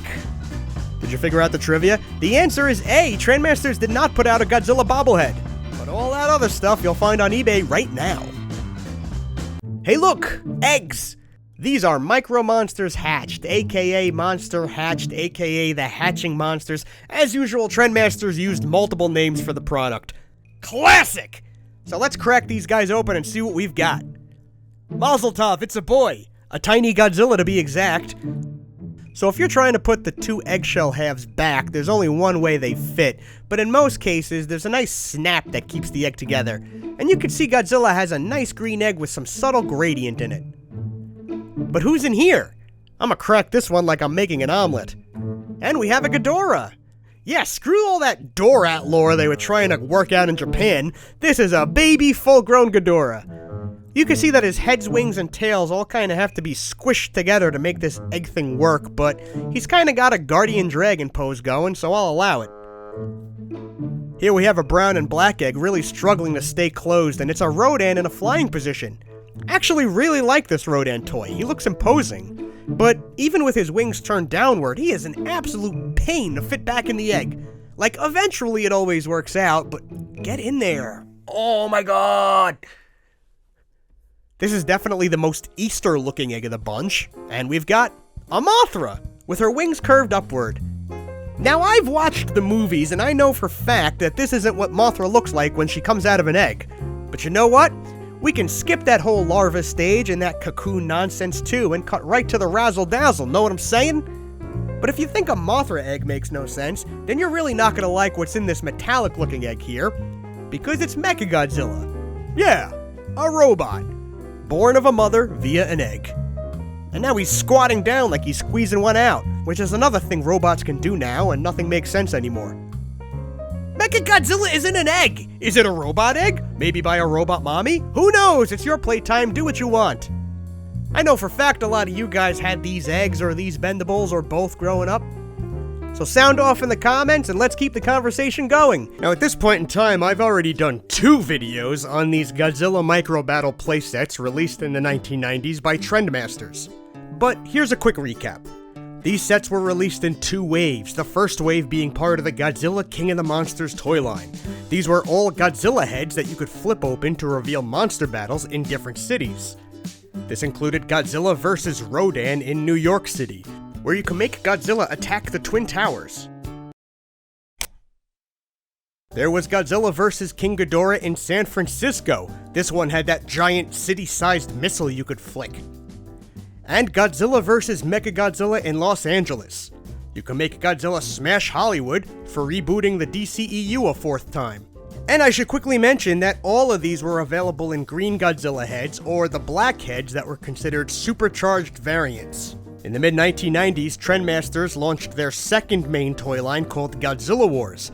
Here are 3 playsets from that line we already covered. There were 2 playsets here that weren't Godzilla heads, a Mechagodzilla head and a Mecha King Ghidorah sorta almost entire body. These both could become bases for the G-Force military group, and they both came with Garuda ships too. The Mechagodzilla head gave you a Godzilla and a Mechagodzilla, and the Mecha King Ghidorah head gave you Godzilla and some teeny tiny G-Force humans. And there was one more Godzilla head in this set. In this case, I happen to have the black supercharged variant, and this is Godzilla vs. Biollante in Washington, D.C. With all sorts of historical buildings and monuments you could destroy, including the Pentagon, because 9/11 needs to be brought up every Trendmasters video multiple times. But then there's a 4th playset in this line, Godzilla vs. Space Godzilla in Tokyo. And this head is ultra rare. It is a unicorn, a collector's holy grail, if you will. It's so rare that even though I've showed it on this channel before, I didn't even want to open it. And check it out, this one came with a Godzilla Wars Space Godzilla trading card. Well, since I made that last video, I was able to get my hands on a loose set as well. Some of you viewers saw this loose set in the background of my other videos and thought I opened the other set I had. No way, Jose. And now I can finally give you a closer look at the only time Godzilla went international in this series, the Space Godzilla Micro Battle playset. Godzilla vs. Space Godzilla, the movie, debuted in Japan in 1994, and it would be years before it was available in America. But still, Space Godzilla was a major part of the Godzilla Wars toy line. In fact, it's possible that this is what Godzilla Wars meant, two Godzillas at war with each other. But even though there were plenty of Space Godzilla figures of various scales, this playset was a real rarity. I've heard it was only released in some markets, possibly only outside of America. Honestly, I don't know why this particular set is so rare, but I do know that in some capacity it was released. This is not an unreleased toy. Like the other head sculpts, this Space Godzilla head is really well done. The blue really pops and adds some welcome color to this toy line. Here it is next to your regular Godzilla head case. I like the teeth, I like the eyes, it's just a well done case for this playset. And there's actually something here that's incredibly creative. The space crystals sticking out of his head here are actually part of the playset inside. Pretty genius. But since the crystal is removable, that means it can get lost. And every once in a while, I hear about a collector who just has this head, but it's looking like this. I need a rematch with Godzilla like I need a hole in my head. There is a trade-off with this head crystal gimmick. When you open the case, this side of the playset is, well, mostly unusable. On the packaging, this is referred to as the Pit of Doom, which is cool, but really it's just empty, unusable play space. One nice touch is that in the pit, you can see the remains of Mecha King Ghidorah. I guess G-Force lost. Maybe that's why we didn't get more toys of them. There's a very thin plate that covers this side of the head, and on it is the Mogira Land Falcon. This is not a removable piece, it is permanently attached here. And you can use it to open this ground here to make another hole? This head has more holes in it than the plot of Black Adam. This set also comes with the Mogira Star Falcon, and this is a separate piece. And it looks good. Both pieces look good. Combine! Come on! Why won't you combine? Interestingly enough, this set came with a black supercharged Godzilla. Here's a nice close look, and you'll see it's only slightly bigger than my ugly thumbnail. Quick comparison to a green Godzilla mold from Wave 1. You'll see that they are different molds. I think in my last video on these toys I said they weren't. Here he is next to a green version of the same mold. And here is the smallest Space Godzilla you've ever seen. It's amazing that they got so much detail and color into this tiny mold. This might be the most detailed microfigure I've seen out of any of these playsets. Here he is next to Godzilla. So back to this giant crystal that comes with the head, there's a little cavern in it that Space Godzilla fits perfectly inside. Now technically, the crystal goes in with its back to the city, making Space Godzilla stare out over this mostly empty abyss of the playset. Maybe he's staring at Godzilla, who's way over yonder. If you really wanted to make him face the city, it's not a perfect fit, but you can make it work. So let's move over to the Tokyo side of the playset and place our buildings. We have what might be Fukuoka Tower? This tower was an integral part in the movie Godzilla vs. Space Godzilla, but then again, this tower's not in Tokyo, and it looks just a little different. Maybe it was a rights issue, or maybe this was just meant to be something else. None of these buildings are labeled on the packaging, so I sincerely don't know what this building is supposed to be. This one looks like it's a generic Japanese palace, maybe? Or maybe it's Heijo Palace or Tokyo Imperial Palace. Anyway, these three buildings cover these holes with spikes hiding under them, so you can probably guess what's going to happen. Yeah, you can make these space crystals emerge from underground and take out all of these buildings at once. It's a cool gimmick, but a little tricky. You have to manually push the spikes up with your finger by pushing this white plate under the jaw. It can get a little stuck or go up unevenly. It's not the easiest thing in the world to do, especially when the buildings are in place, because it involves lifting the playset itself. But you can respect what they were going for here. I don't love pushing the crystals back down. I mean, you have to push them from the top, and they are pointy. They're not sharp, but that doesn't mean this is the most comfortable thing to do over and over. Here's a look at the complete playset all set up. Now, I got most of this loose set from Jonathan Scheinman up in Canada, the source of most of my Trendmasters rarities. Due to Facebook shenanigans, he was forced to relaunch his prototype group, so if you'd like to join, here's what it's called now. And I got incredibly lucky finding the missing part from another collector who was willing to part with it, allowing me to have a complete set. You gotta be careful closing the head. You want to, of course, make sure that the large crystal goes through the hole in his head without issue. But compared to some of the other heads, once closed, this stores all the small pieces really well. You don't really have to worry about anything escaping through the mouth or anywhere else. I mean, with so much empty space inside, this better store everything without issue. I bought these acrylic risers off of Amazon to use to display my micro battle heads now. It just so happens that there are exactly the right amount of plates so I can make a bouquet of Godzilla heads here. And of course, Space Godzilla is the centerpiece of this display. I really like how this looks and how it doesn't take up too much space either. And there you go, we've now covered every Trendmasters Micro Battle playset. As I've said in a previous video, after Godzilla Wars came the Doom Island toy line, which was sort of partially released. We know from this Toy Fair image that they were at least thinking about making more Micro Battle playsets for Doom Island. Could you imagine? Playsets with mini dinosaurs and volcanoes and stuff? That would have been cool. Since I made the first video on these playsets, their cost has skyrocketed. Even Wave 1, complete in packaging, is well over $100 now. And I've seen Space Godzilla set auctions go for well over $1,000. It's that rare and highly sought after.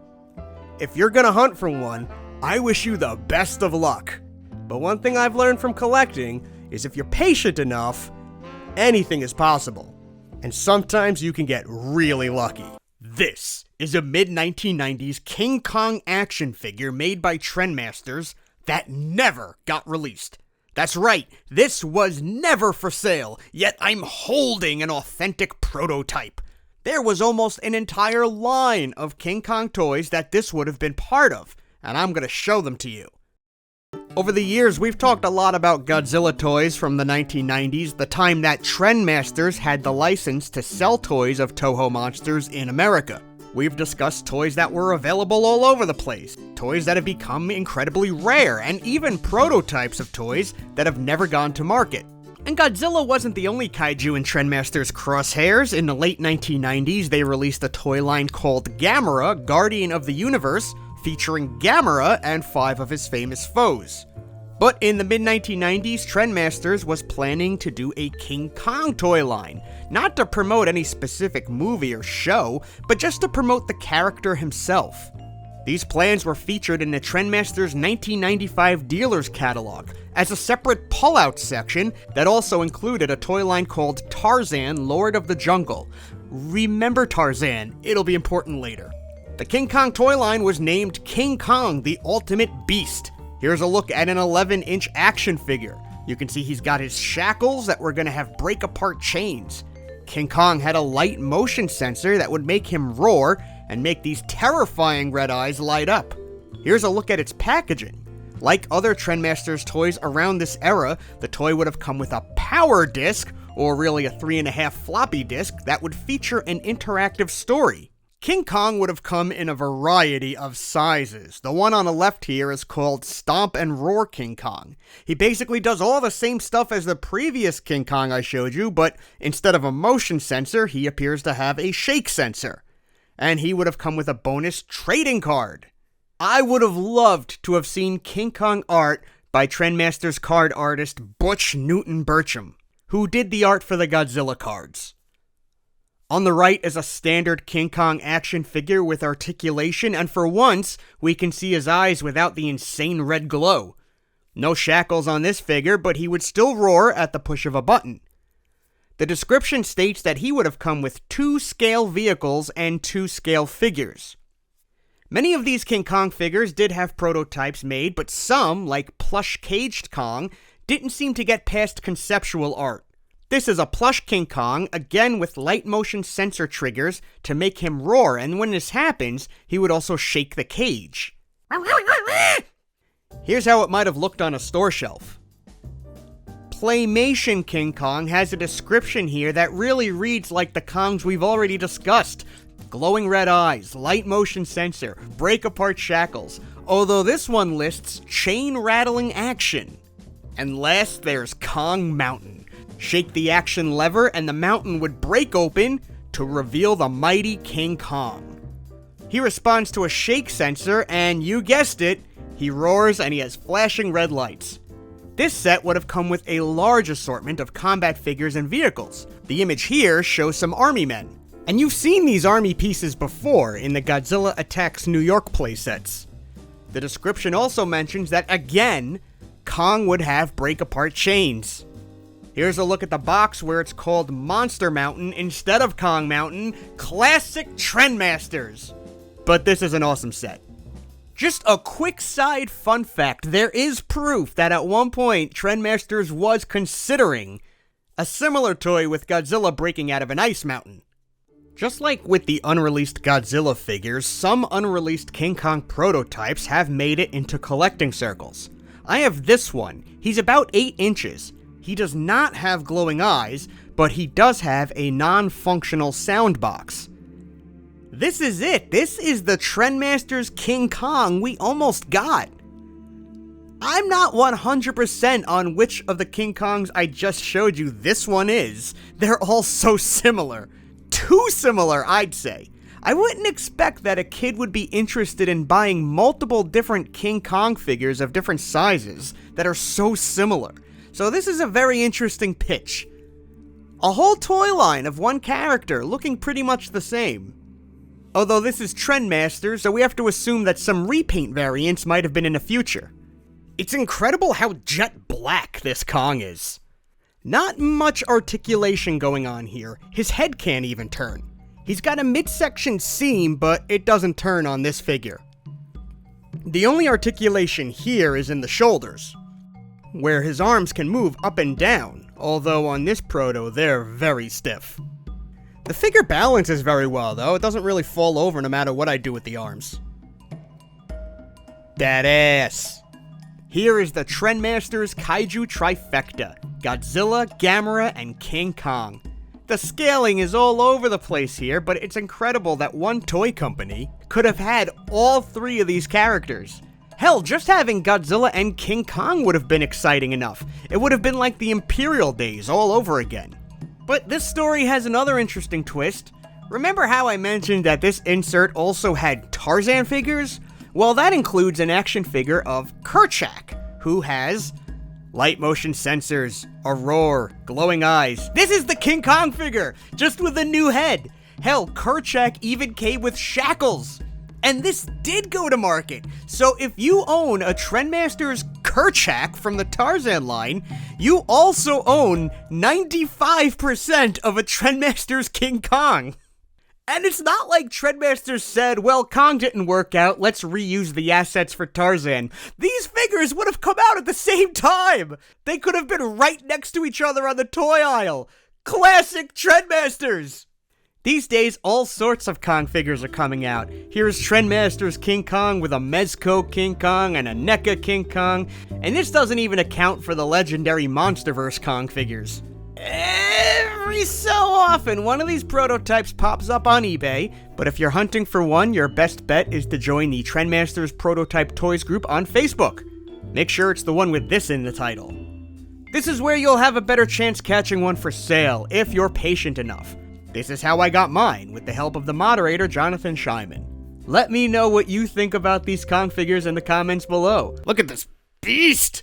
This is the ultimate Godzilla, over a foot high and over 2 feet long. It was released by Trendmasters in the late 1990s as part of the toy line for the TriStar Godzilla movie. He was sold for $40 to $50, and he's so big that now he's got to live on my floor because I don't have the shelf space for him. Ultimate Godzilla has some key features, one being this black button on his back here. Press it to hear this excellent roar sound. Ooh, that's a good healthy roar. Look at him next to my other big figures. Here he is next to Jumbosaurus. Roughly the same height, but Jumbo's got the more intimidating roar. Oh, sounds like somebody lit a rat on fire. Look how small a large Imperial Godzilla looks in comparison to Ultimate Godzilla. Get out of here. A Leonard Kong from the Skull Island line actually scales pretty nicely with Ultimate. Maybe still 5 to 10% too small, but it's almost there. This toy is huge! But when the movie's tagline is size does matter, I guess a toy company's gotta go big or go home. I haven't even shown you the coolest thing this guy can do yet. In the late 1990s, Trendmasters had the exclusive rights to make toys for the TriStar Godzilla movie. Well, they were supposed to have the exclusive rights. Toy Biz put some stuff out there that caused Trendmasters to sue. But most figures you'll see from this movie are from Trendmasters. This included all sorts of different versions of Godzilla. There's regular-size Godzilla, called Shatterblast Godzilla. There was Razor Bite Godzilla. He might look familiar to longtime viewers of this channel. I don't have mine anymore, but you could turn his leg to make him bite. There was Thunder Tail Godzilla, whose tail swipe could smash things. Don't confuse him with Shatter Tail Godzilla, who had a Power Strike tail slam and could roar. Combat Claw Godzilla, who could roar and had a Power Strike with his claws. Living Godzilla, who also roared and had a motorized attack. Fang Bite Godzilla, who roared and could bite. Supreme Godzilla, who came with 2 soldiers he could eat. That's a lot of Godzillas! The line also had versions of the baby Godzillas with individual names like Baby X, Claw Slasher, Hammerfoot, and Tail Thrasher, along with hatching versions that pop out of an egg called Hammertail, Monster Claw, and Spikejaw. But the most impressive of all of these was Ultimate Godzilla. Here's an ad where you could order one direct from Trendmasters, either by calling an 800 number or going to their website. And remember, buying online was a very young concept in the late 1990s. You could also snag an Ultimate Godzilla by ordering it during Sci-Fi Channel's Stompfest 98 Godzilla Attacks. Now, for months, we've all been waiting for the unveiling of the Ultimate Godzilla creature, and here it is. This is the first time the world gets to peek. It's over 2 feet long. It captures the terror of this creature from the sea. So realistic, it even roars. $70 plus shipping and handling? Take a hike. He was available in retail too. Check out this ad where he's on sale for 40 clams. Take that, Sci-Fi Channel. As of this video, collectors pay big bucks for this guy, especially if he happens to be new in a box, Lord have mercy. I got mine used, but his functions still work, and I'll show them to you now. He's got some articulation. The arms each swivel up and down. Same goes with the legs. A general back and forth. The tail is supposed to twist, but mine can't. A reason I got mine on the cheaper end is because the peg that connects the tail was broken, so the tail wouldn't stay on unless I glued it. And that's a common problem with these Ultimate Godzillas as they age. Their limbs connect at nubs, but the parts that connect to those nubs can rot and break off pretty easily. So old loose Ultimate Gs might have some real bad limb attachment issues. Balancing can take a minute, but once he's there, it's awesome, especially if you can get some space under the tail. Like the Supreme Godzilla I mentioned, Ultimate Godzilla can eat people. He can eat the stars of the movie, and it's pretty funny. His jaw doesn't move, so you've got to maneuver the figures in manually. It's not hard, but it's not super easy either. Well, Godzilla just swallowed 2 whole people. And look, they're nowhere in sight. This guy's digesting them as we speak. To retrieve your figures, you remove a section of dorsal plates, and they come out of his back. Guess that's better than retrieving them from his ass. It's easy to remove the piece, and look how much space is in this compartment. Directly behind it is a screw that leads to the battery compartment. Ultimate Godzilla is just great. It's a remarkable mold, the paint is great, it's got some real weight to it. It commands a lot of space, but I'm really happy to have this guy. I want to play with him, but what force could possibly take this guy down during my playtime? time to bust out my collection of vehicles from the Godzilla movie line. Like this Hornet Strike jet. The big issue with this guy is, well, the Godzilla figures don't really fit in the cockpit. Like, it's just not working. Luckily, I have this half-man I use to fly this thing. It's got a little battle damage piece here you can remove. Wheel comes down so you can roll them. It's also got a lot of missiles. Oh, crap. Look at all these missiles. 1, 2, 3, 4, 5, 6, 7, 8, 9. The empty one on the left has a bum spring that fires the missile the moment I put one in it. That's why it's empty. With these Trendmasters toys, it's sometimes a puzzle to even figure out what to press to fire these. Oh, crap. And these things get distance. You can lose a missile easy. Oh my god, it landed right between my cabinets. What a shot. I couldn't do that again if I tried. Be right back. I need to go get a coat hanger. The Apache Attack Copter. This one can fit someone comfortably in the cockpit. And now we've got 8 projectiles, 2 of which are grappling hooks. Again, some of this is a bit of a mystery in trying to figure out how to fire the— Damn it! How the hell did this missile get under Godzilla Bowser deep into this toy shelf? Ugh, I need the dust. Ew, don't look at this. And this has a big net attachment on the bottom that drops at the push of a button. Hell yeah, this will capture my Ultimate Godzilla good. All-terrain attack with Godzilla Force Nick. Wait! Was Nick in Godzilla Force? I guess that means he should go here with these guys. 2 missiles in the back. This thing's got some crazy hydraulics. I like to picture Nick pulling up to the club in this thing. Tank. This is the Thunder Blast tank. It can fit 2 guys. We've got 2 missiles now, and thank God this one is on a string so it can't take off and land in my toilet bowl or something. This also has a little battle damage, but mind you, these vehicles are pretty generic. There's nothing Godzilla about them. I guess I couldn't expect them to have Godzilla written on the side, but still, these can go with basically any military playtime. To fire the big missile, you've got to pull this back and— Oh, I wasn't ready! You gotta be kidding me! Rapid Attack Battle Bike with Godzilla Force Animal. No, not that animal. Can you actually imagine if Hank Azaria did this in the movie? If he rode a motorcycle with a gun and a missile launcher and he was holding a handgun? What a stretch. The all-terrain vehicle. That's what it's called. Another piece of damage, and this one fits 3 figures, which is pretty awesome. More missiles, and you know what's nuts? It's not like these missiles on all these vehicles are interchangeable. They're mostly all unique molds. Trendmasters, famous for cutting corners, made 1,000 unique missile molds with different launching mechanisms. I want to love someone as much as Trendmasters loves missiles. The twin-firing battle blaster. With Godzilla Force O'Neill, wheels that come down and 2 missile launchers. I'll point them down this time. Pew! This can actually connect to a bigger vehicle. Actually, the Battle Blaster is supposed to connect to the tank. Here we go. Ooh, sorry guys. Christ, we're not even finished. Twin-firing combat cannon with Godzilla Force Felipe. You sit him down, and if you're playing a drinking game, take a shot, cause I'm about to once again say, you launch a missile. And this one connects to the all-terrain vehicle. It's like I'm making a parade of death.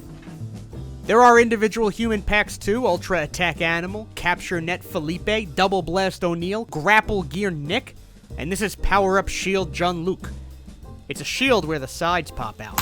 But what is a shield without a missile launcher on top? Obviously. He even has a bazooka with his own missiles. Trendmasters, relax! There are figures of so many tertiary characters from the Godzilla movie, but where's my Audrey action figure? Those aren't even real Godzillas she's walking in this picture. Enough is enough. Here comes Ultimate Godzilla. It's time to go to war. Start with the tank. It's got the biggest missile. Uh-oh, that didn't do anything. Roar, you're mine! Help, help! Godzilla's got me and I didn't even make Inspector Gadget yet! We got you, Nick. Double barrel! No, nothing? Hank Azaria is here and his motorcycle can fly! Ooh. Oh no, nobody's driving the all-terrain crash! Gulp, gulp, gulp. Ferris Bueller in my tummy. Ah, he's eating all of us like we're a pile of fish. Don't worry, other Nick is here. Fire away! Oops.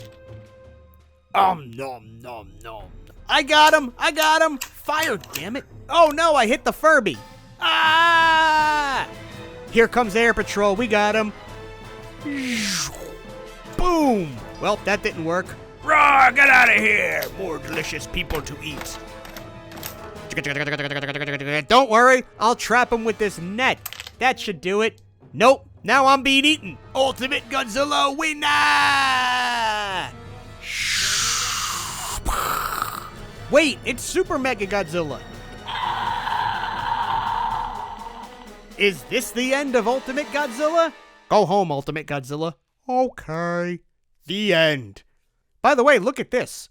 1, 2, 3, 4, 5. 6 figures fit inside of him. And I probably could have gotten another one in there too, but I ran out of figures. So this Ultimate Godzilla was sort of in a movie. This figure was scanned for the CG model of Zilla used in the 2004 Japanese film Godzilla Final Wars. So does that mean this is also a 100% accurate toy of Final Wars Zilla? Damn, this is complicated. Get on your boats, it's time to return to Doom Island. Yeah, Doom Island was the Godzilla toy line from the late 1990s by Trendmasters, and it was only about half released in retail. Although the unreleased stuff has made it into the world through an online contest by Trendmasters themselves, through dead stock being discovered and sold from Taiwan, and through collecting circles. This is my second video on the Doom Island toy line. I did the first one a few years back, but since then, I've got a whole lot of new items to share, so let's set sail. Godzilla, bursting through time to claim the raw power of Doom Island. Godzilla Doom Island action figures, each sold separately from Trendmasters. In my last video, I showed you some of the standard-sized Doom Island figures on card, but I've since opened them, and I'll get to why in a bit. First, I want to show you the 6-inch Godzilla, and if you compare him to this Godzilla from the previous Trendmasters toy line, you can see a real improvement in color. I love this deep green. It feels like it's ripped from the pages of a comic book. And while Doom Island Godzilla doesn't roar, hitting the button here makes his eyes light up all hellish red. Doom Island Godzilla is ferocious. And here's the same mold, but this is the supercharged variant. Throughout its entire time making Godzilla toys, Trendmasters would release standard green versions of Godzilla, and then these black versions that they considered supercharged. I really like the silvers and blues used on his dorsal plates. And he too has light-up eyes. Okay, so there's Doom Island Godzilla off its card, and here come Megalon and Baragon. These molds debuted earlier in the Godzilla Wars toy line along with Varan, but for Doom Island, they got a new paint job. Here you can compare Megalons with the Doom Island version on the right. And here's your comparison of Baragons. Can you believe this is Baragon? So one issue these Doom Island toys have as they get older is a sort of a paint sweat. Figures with this black paint actually sweat over time. You can even see it in how shiny the black looks here. Touching it, certain spots feel sticky. When I had Baragon on card, droplets of black were beginning to form in the card's bubble. So rather than slowly watch it get ruined over the years, I opted to open these toys up and enjoy them. As I mentioned in the last video, there are also repainted Varan and Space Godzillas out there that I do not currently have. In the last video, I showed you this Battle Armor Kumanga figure. It's Kumanga, but with all this intense armor you could snap onto him. And missiles he can fire. Missiles, because Trendmasters. Well, since my last video, I've also acquired the Battle Armor Anguirus. Have you ever seen Anguirus look this intense? He has a full-blown tank on his back. Why? Why? Of course it's got firing missiles, because Trendmasters. This Anguirus figure is awesome. I love how you can hunch him down like he's crawling on all fours, yet his buff arms can go upward. But there are two downsides with this figure. Once again, we're dealing with some black paint sweat. My guy is super sticky in some spots. And unlike Kumanga, when you take the armor off Anguirus, he doesn't look quite right. He looks kind of cringy, actually. It's just all sorts of wrong. Here he is next to his Trendmasters 4-inch counterpart. And here they are together, the two new battle armor characters, Kumanga and Anguirus, ready to blow up anything that gets in their way. As a reminder, this line also brought back the battle armor Godzilla and Mecha King Ghidorah from the previous line, Godzilla Wars. It's crazy how, in Doom Island lore, some characters mutated and some got military upgrades. Moving on to the dinosaur packs. There were 3 dinosaur packs packaged and ready to go for Doom Island. And I've heard that these did hit shelves in some markets, like the UK. We've got Godzilla vs. Dinosaurs, Mecha Godzilla vs. Dinosaurs, and Mecha King Ghidorah vs., well, dinosaurs. These dinosaur combo packs are absolutely incredible. I'm gonna pop the figures out to show you, but I'll do it off camera as not to torture the collectors who don't like to open these things. The 3 monsters are the same molds as their Snap-on armor releases in the Godzilla Wars line, but without the Snap-on armor itself, some parts of the mold make less sense. For example, Mecha King Ghidorah has these holes here for the armor attachments it used to come with. Mecha Godzilla has the hole here for where the grappling hook thing used to go, stuff like that. There are adjustments to the paint jobs though, and in all cases, I'd call them improvements. As you can see, Mechagodzilla's metallic shimmer has been dulled down. He's given more of a textured look with some subtle black accents. Same goes for the metallic parts on Mecha King Ghidorah, and his bright gold skin has also been given some dark accents and a more aged appearance. Supercharged Godzilla is gray with many black outlines, and even though mine is fresh stock, he's got some sort of booger coloring going down the dorsal plates here. Maybe it's old glue. But let's check out these Trendmasters dinosaurs! Here's the T-Rex, and honestly, I can't stand him. No, seriously, this toy is awesome, I just can't physically stand him. The balance is just all off with this figure. He doesn't stand at all. But aside from that, he's awesome. His jaw can manually open and close. There's a surprising amount of articulation in his arms, legs, neck, and his tail. They all twist. A lot of screws at the bottom. 5! Not ideal, but it's cool to have a Godzilla fight a T-Rex. Stegosaurus looks like he just crawled out of a clown hell, and I'm here for it. His tail can strike like so. His dorsal plate looks like it was meant to be a switch, maybe to control the tail, but it doesn't seem to do anything. Stego's 4 legs and head can twist too. This pterodactyl also doesn't stand, and I can already feel the dinosaur nerds telling me this is a pteranodon in the comments. Like any of these molds are even close to accurate. His legs and head twist, and his jaw has some movement, be it very little. If you have all 3 dino packs, then you have 4 of these orange raptors. And there were 2 different raptor molds, with different tail and head positioning. Heads, arms, tails, and legs once again twist, and this leg seems to have a little spring in it, unlike the other leg, like it's meant to kick. And that is your Trendmasters dinosaur collection. Like I said in the last video, you're never gonna mix these up with normal dinosaur toys. These are Trendmasters through and through. As I said at the top of the video, a lot of the Doom Island toys in circulation right now are coming from dead stock discovered in Taiwan and sold on eBay. And every once in a while they offer the large figures. These are the guys with light sensor activation. They roar, they light up, they're badass. There was a Space Godzilla, and here you can see the differences between the Doom Island Space Godzilla and the previous one from Godzilla Wars. There's Biollante, and then we have 2 Godzillas, the standard green one and the supercharged one. Now, as far as I know, the supercharged Godzilla was only confirmed to exist in the wild very recently, as it was obtained by a collecting friend of mine, Paul Shockley. Paul has the most incredible Doom Island collection I've seen, with everything I showed you still in their cards and boxes. And now he's got the ultimate unicorn, the large supercharged Godzilla. Amazing. As you can see, these were only released in boxes labeled Godzilla. In my last video, I showed you my 6-inch Mega Mutation Destoroyah and my large Mega Mutation Godzilla. Here they are again. Paul has all 4 of these guys, both the large and small Mega Mutations of each character, so we could see what they look like in their different scales here. What a collection! Thank you for sharing these pics, Paul. And there's one more thing to show you today that is absolutely extraordinary. In my last video, I mentioned this convention photo, which reveals a Kamacuras in this line, and I showed you early production art of both Kamacuras and Manda.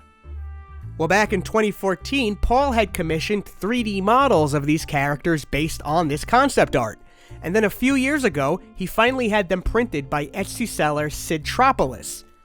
And I nabbed my own for my collection as well, and here they are. And they are, simply put, near perfect.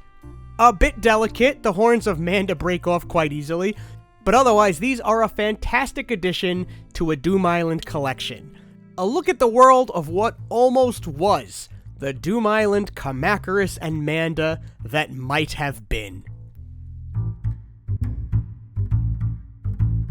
Unlike the animated series line from Trendmasters, which was downright cancelled, the Doom Island line has slowly gotten out there into the world, and it's taken decades to even fully understand which toys made it to some form of production. It has become the stuff of toy collector legend.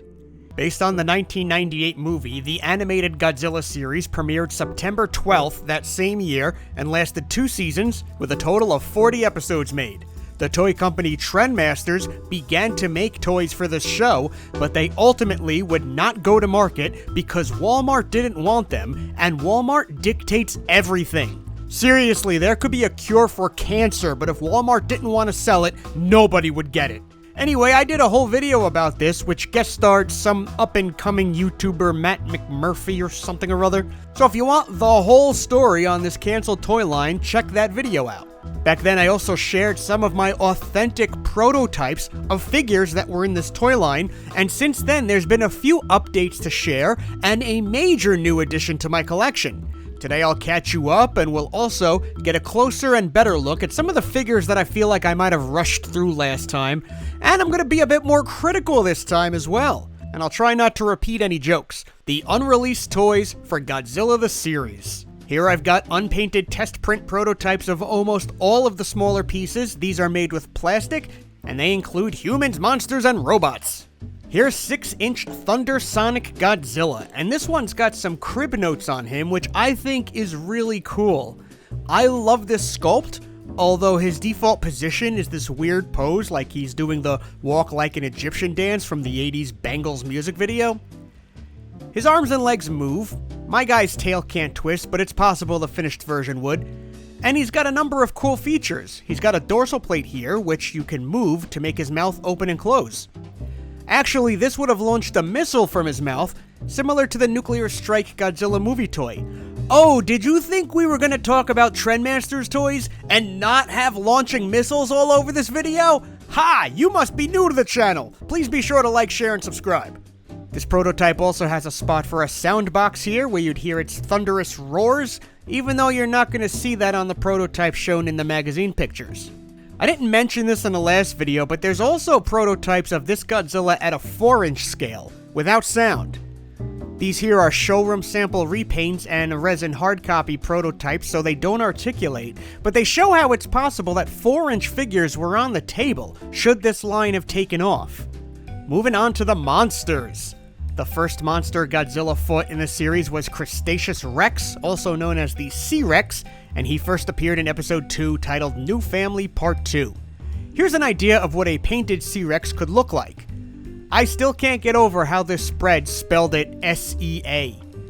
And here's the proto. It's a cool figure, great silhouette. He's got lots of tendrils sticking out, and his feature would be this switch up here, which opens and closes his face.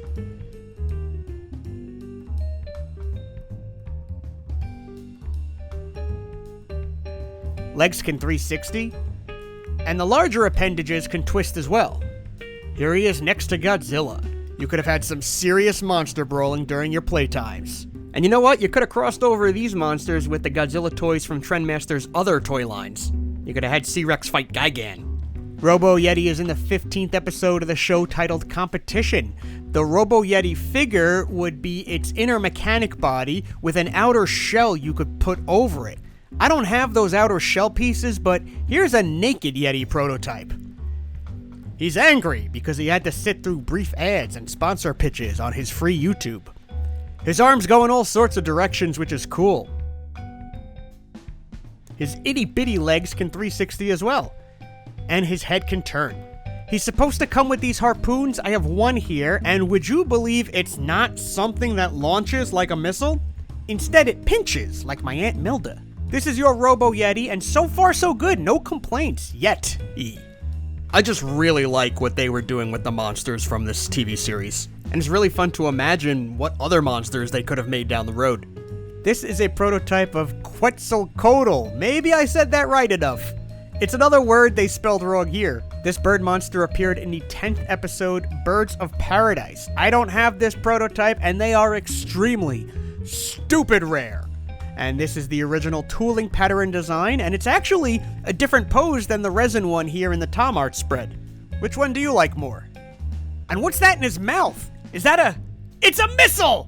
He looks like he's choking on that thing, poor guy. There were to be 2 human members of the Heat team, Nick and Randy. It's a whole new Nick mold than the one used for the movie toy line, and here's another comparison shot. Seriously, this is extreme Nick. As you can see, he traded his worms for a quad-firing missile blaster. I'm not a fan of the bent knees on the human figures. They are incredibly hard to stand. Not impossible, but harder than they should be. Especially while holding these comically large weapons. By the way, Nick was also to come with this. What is this? The catalog calls it an Uzi machine gun. I've seen Uzi machine guns. That ain't an Uzi machine gun. I'm not big on Nick's overall character design in the show itself, but this toy's got a permanent angry face. Why does he look so triggered? Is it because I made a joke about sitting through ads and sponsor pitches on the free YouTube? Randy balances slightly better because of his coat. Here's a painted Randy. Now this Randy prototype actually has Nick's legs, and apparently that's very common. His gun is called a Cyber Tracker rocket launcher, and he's only got 1 projectile to Nick's 4. Yes, Nick is 4 times the Trendmasters figure as Randy. But Nick and Randy have arms that 360, you can spin their heads, their top halves can twist at the waist, and there's articulation in the legs and knees. Do you even need Godzilla to help when you have these two? So yeah, the humans aren't my favorites in this toy line, although Randy's head sculpt is really good, I'll give them that. I just think this overall presentation is a bit off the mark, and the balance is a nightmare. The last member of the Heat team is Nigel. Even Nigel gets a missile. Classic Trendmasters. Here's what a colored-in Nigel could look like. And I love this. I'm not being ironic when I say this might be my favorite toy in the line. And Tom Arts also showed a silver variant of Nigel. What a strange release that would have been. He's got a little clip on his back like Yeti's harpoon, if you want to clip him to your belt, I don't know. He's got a robotic claw and a spring arm, the firing rocket launcher, and he falls apart. Nigel's arms pop out whenever I touch him. I guess that's the joke, huh? Since he keeps getting destroyed in the show. So Trendmasters made a toy that breaks itself. 2 vehicles were going to come out for the Heat team, and they're just repaints of the helicopter and jet from other toy lines. Classic Trendmasters! There's no way on earth these human toys would have fit into that cockpit. I hate that they were going to force these vehicles on kids instead of the ones actually used in the show. I would have rathered no vehicles, to be honest. Alright, enough of these piddly little toys. It's time for the main event. 2 large plastic figures from this line called Mega Monsters with Sound. This includes Cyber Godzilla, which I've briefly showed you in the past, and a large Godzilla, which I just acquired. Godzilla storms with a thundering smash and tail slash. But can it match Cyber Godzilla, shocking the Heat team with cyber missile fire? Breathing doom, Godzilla's out to short-circuit the cyber monster menace. In the fight for ultimate Godzilla might, who will rule? Only you can decide. Godzilla, Cyber Godzilla, and human action figures, each sold separately. Cyber Godzilla is from episode 12 and 13, Monster Wars Part 2 and 3. This is the Godzilla from the movie turned into a cyborg by aliens. Just a note that when Godzilla died in the movie and show, he was intact, meaning the aliens cut off his arm to make him a cyborg. They didn't have to do that. Cyber Godzilla is in a deep lunging pose. Mine has a balance issue, but I know multiple other collectors who do not have this issue. Me, I can't even come close to balancing mine. His tail swivels, robot arm can 360 and go up and down. This arm articulates, legs move, just a tiny bit of movement in the ankles. A little bit more in this ankle than the other one.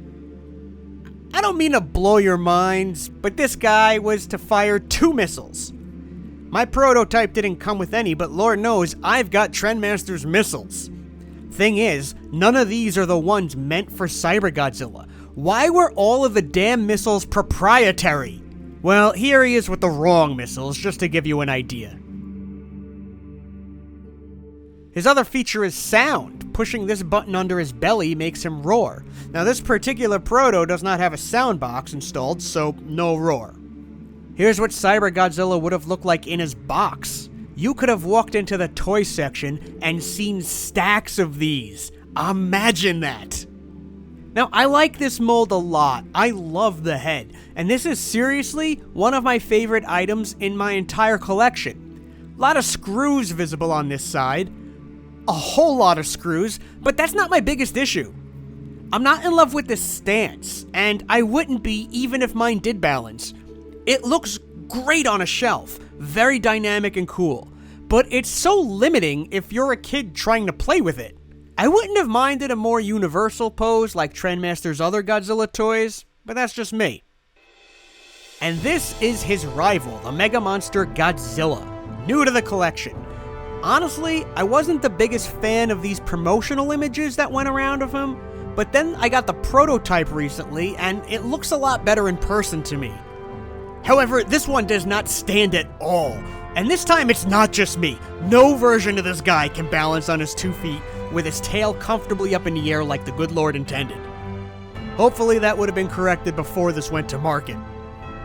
Here he is next to the Thunder Sonic Godzilla figure. And just for funsies, here he is next to the recent release from YMSF, a soft vinyl Zilla repainted to look like the animated series Godzilla. They did a few versions of this, and this is the one I nabbed. Not an exact color match, but I still love this soft vinyl to pieces. Similar articulation as before, tail spins, the ankles have some movement, legs can move. This arm moves. This arm cannot move, and I'll tell you why. This figure is supposed to have a slashing claw attack as seen in the commercial here, and it appears that mine's not installed. At least he doesn't fire a missile. Oh wait, yeah, by pressing this dorsal plate here, his mouth opens. Again, very similar to that smaller nuclear strike Godzilla. And I know just where to touch you, and I know just what to prove, and I know when to pull you closer, and I know just when to lose. And see here, this is where the missile would go. And not atomic breath. Look at the commercial. That homeboy is firing a red missile out of his mouth. Shove it down your throat. Try this one. Maybe this one works. He's also got a belly button. Not a belly button, but a belly button. Well, anyway, this guy's voice box is installed. Give a listen.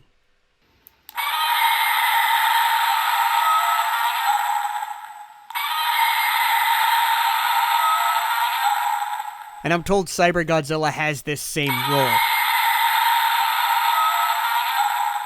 It's hard to see, but here's Godzilla in his packaging.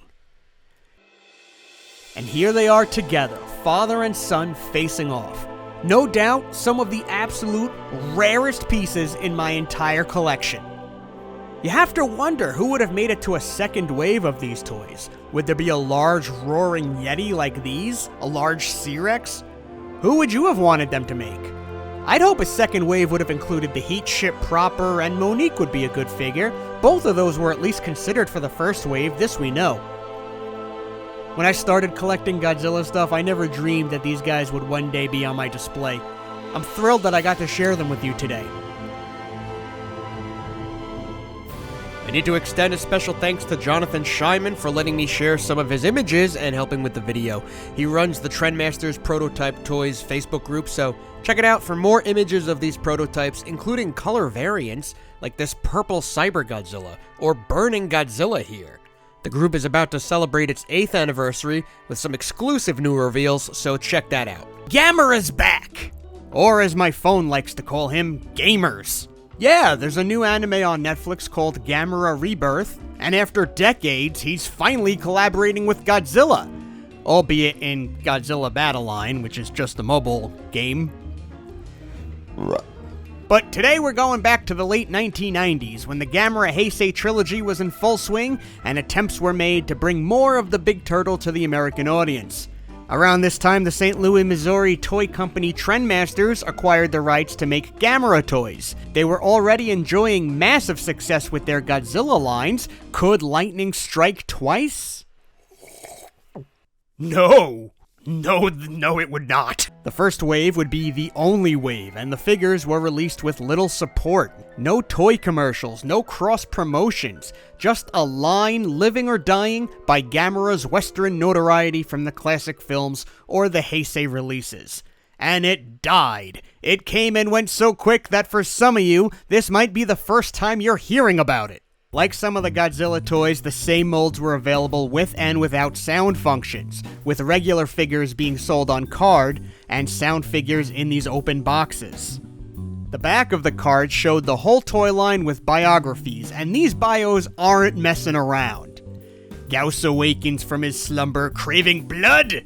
Even when he retreats from battle with body parts blown off, Gauss regenerates the limbs and returns to win the war!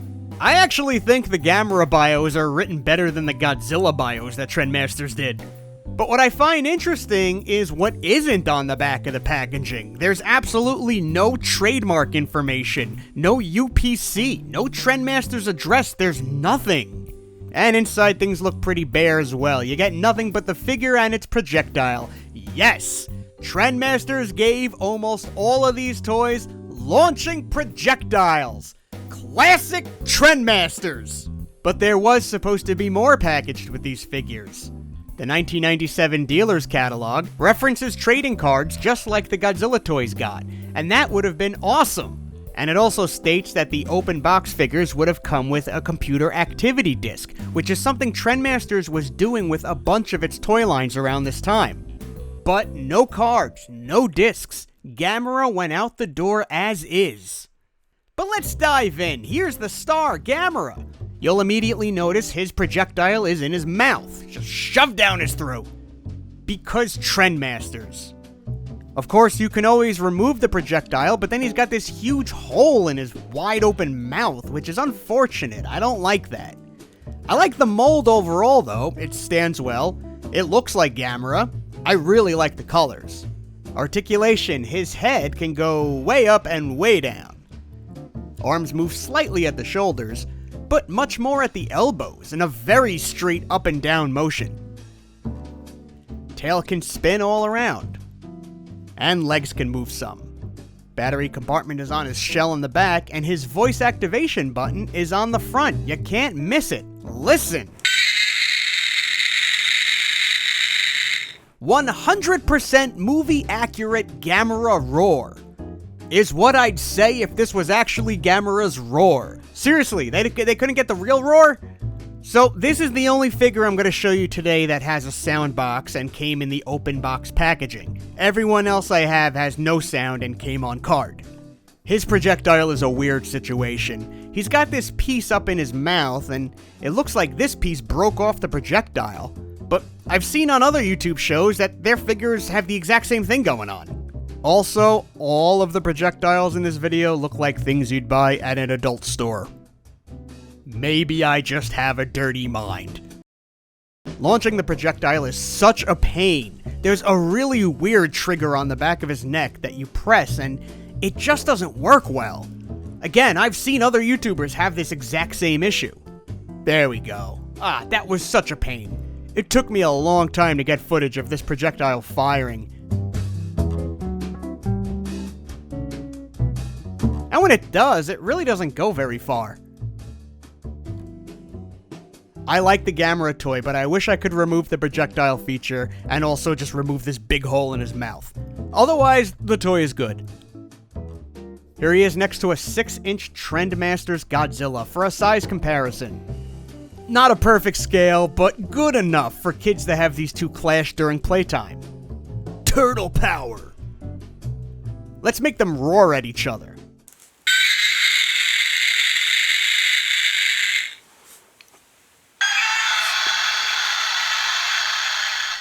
Wait.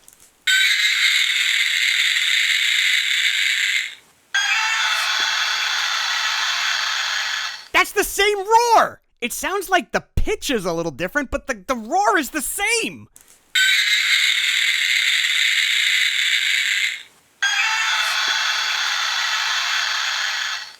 Gamera roars once while Godzilla roars 3 times. I can't believe they have the same roar. Does this count as a crossover? I'll teach you to steal my roar. Come here! Gauss! Gauss can stand. It's not simple, but it's not hard either. He's got these wings that can turn, and they are my favorite part of him. I really dig the veiny wings.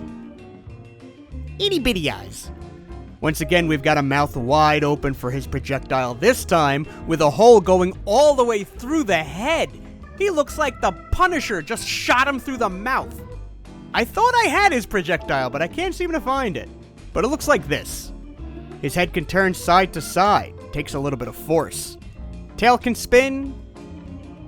Legs can move only at the top. It looks like his knees and even his ankles can move, but they don't. On his belly is where the voice button is. It's so weird that you can still see the button, but there's no voice box. And of course, the buttons don't press. Here's Gauss next to Gamera. And next to King Ghidorah here. And here's the ultimate tag team match. How much would you pay to see this? Moving over to Giron the Saber Beast. He's down on all fours and he's a little grumpy. Look at him.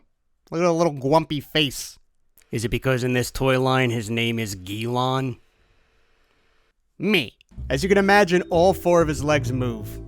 And his tail can turn. His head looks like it turns, but it cannot. And his button, not button, is on his back here. So this guy looks like this. The knife is fine, but you can add this projectile and now the knife is intense. Full on Ginsu mode. I dice my onions with my Gilon.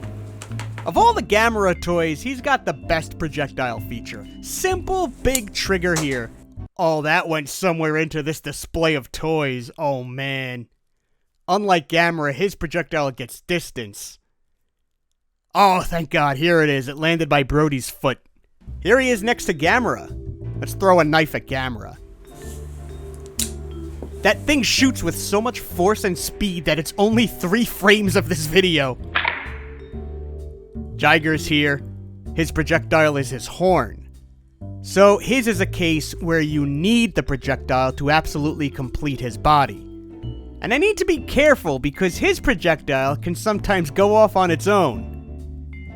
He's another guy on all 4s, so before we dive in, let's just put him next to his quadruped buddy here. Also, same deal, all 4 legs move, but this time tail does not move. Head can turn. His button, not button, is here on his back. Here's his horn. He's got another bad trigger. It's tiny and it could break off easy. And it doesn't work very well. I can't seem to get it firing right now. I just can't. This should be easy, but mine's just not doing it right now.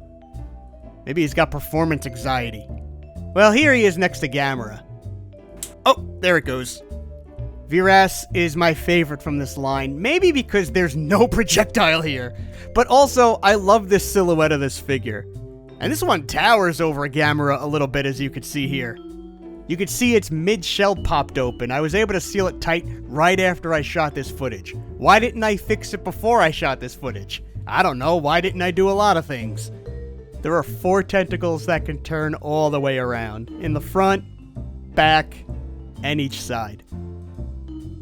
The head can spin all the way around as well. These guys on the top look like they might turn, but they do not. Look where his not button is. It's right under the beak, like a goatee. Here's the back. Again, this one's my favorite of the bunch. Not my favorite character from Gamera, just my favorite figure from this line. Last is the aquatic alien space shark Zigra. It's another fine mold. Head turns. 2 spin fins. Legs can move. And this one's tail can turn. Not button is right there on the chest, under his beak. This is one of those through-the-head missiles. It's pointed downward, which I guess is good so I won't lose it filming this. I'm telling you, man, adult store. I don't like the Trendmasters missiles that work by pushing the back of them. I like easy, intuitive triggers. But otherwise, I like this toy. It's fun to see American merch of these guys with some 1990s edge, and he's no exception. Here he is next to Gamera.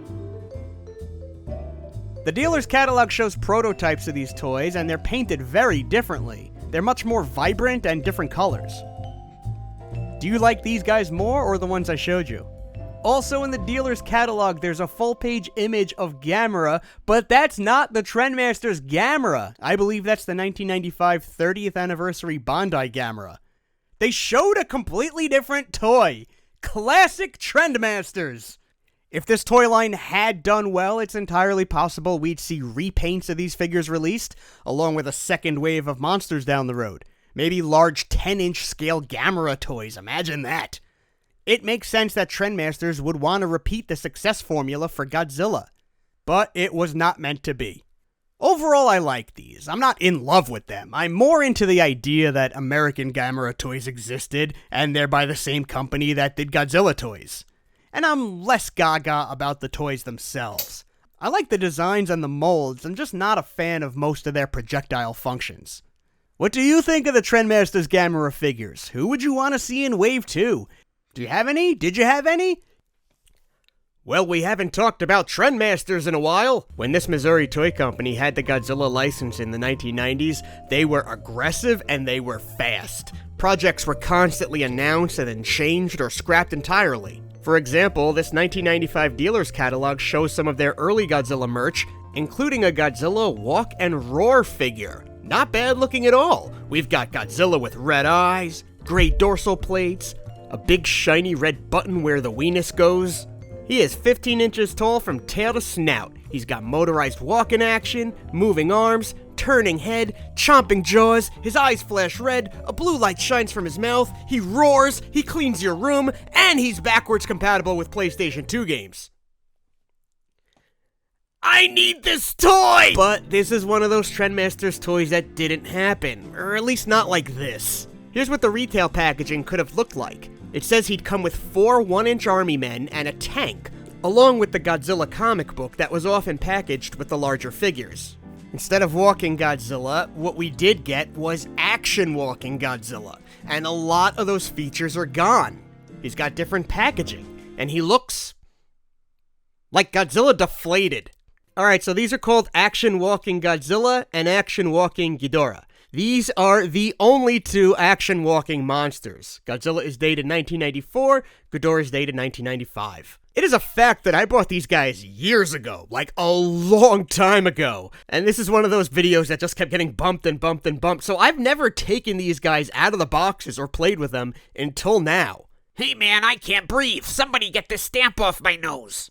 The box has Godzilla and 3 features listed here. He walks, he slashes, and he's got realistic skin. I don't want to sound entitled, but a lot of those other features we read were abandoned. No turning head, no chomping jaws, no flashing lights, and no blue light in his mouth. And I'm not impressed that they kept realistic skin, because I already own real Godzilla skin, thank you very much. It looks like Godzilla's eating the words terrifying roar. Oh, terrifying but delicious. The back has the standard stuff from larger Trendmasters Godzilla toys in this wave, some monster biographies, pictures of some action figures. Inside the box, there are no comic books, which actually surprises me, because those came with a lot of things. There are no tanks, no army people, just the monster. Here's Godzilla. He looks like when they wheeled in Hannibal Lecter. I've actually never seen this in any of the Trendmasters figures I've gotten. It's a feedback card. Thank you for buying the toy, tell us what we can do to improve, and it also provides Trendmasters with a little market research as well. And then the other thing in the box is this very basic instructional sheet. Let's get Godzilla out. Just one twisty tie. Boy, those were the days. Godzilla has rubbery skin, but the tail is hard skin. And actually, this is a really nice looking tail. It's got this little wheelie here. The tail is super easy to attach like so, and Bob's your uncle.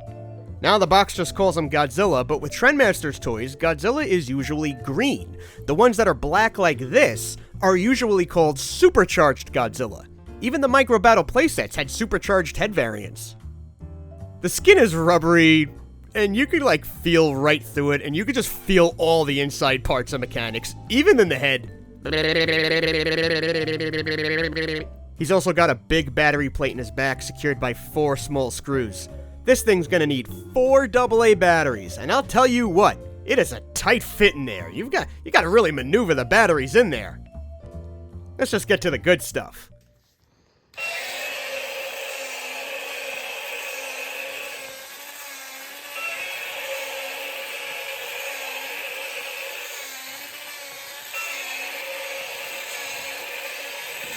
Look at him go. He looks like he's off to give someone a piece of his mind. He will walk straight and roar until you stop him or he hits something. Nice roar. Maybe kind of annoying after a while, but it's there. King Ghidorah's box has Monster Zero's heads wrapped around Godzilla. These images here are so odd, it makes it look like the figure shakes like maracas. Instead of swinging arms like Godzilla, this guy's got action wings. Look at how King Ghidorah arrives. He can't make heads or tails of anything. Waka waka waka. A separate bag here has his wings, which are hard plastic. Just like these 3 identical Ghidorah heads that I could use as finger puppets, it must be done. Now King Ghidorah's got 3 twisty ties, 2 for the tail. These twisty ties will always remind me of my cat I had when I was a teenager. She loved playing with these twisty ties more than anything. If you ever see me dealing with a twisty tie, you will know for fact I am thinking of that cat. Once again, hard plastic tail goes right on easily. The heads are a little awkward because they're going onto a small plastic part that's on a loose rubber part. I'm not sure how far down you're supposed to force the heads, but I don't want to find out with such an old toy. And wings go on, and you know what? It looks pretty rad! I think this works much better than the Godzilla one. He's super cool. He's got 3 screw holes on his plate, and he takes 4 more AA batteries. What do you think I'm made out of gold? I want to quickly bring up an issue with these plates.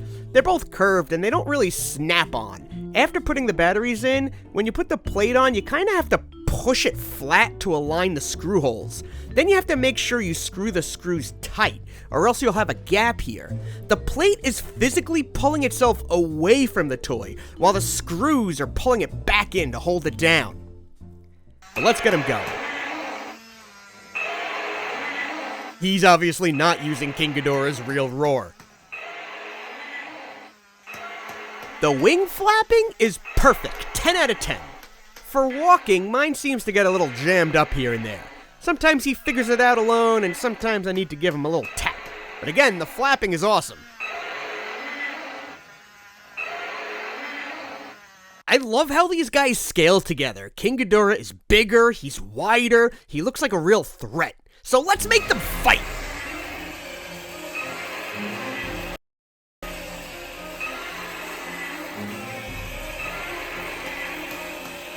Oh, they're pushing at each other. Godzilla might be a smidge stronger. Oh, King Ghidorah is down! Godzilla even managed to get a head off. Only it's not the middle head, so this Mecha King Ghidorah is gonna look all wrong. Round 2.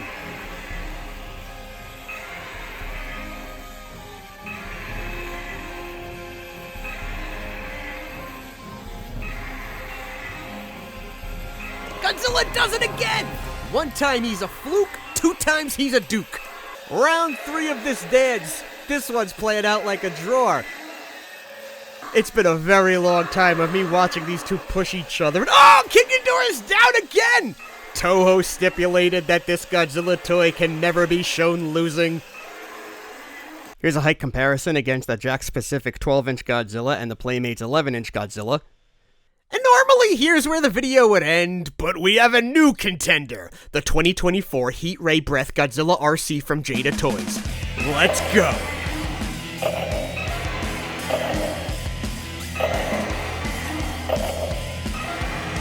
Oh, look at this guy push Ghidorah out of frame like a beast.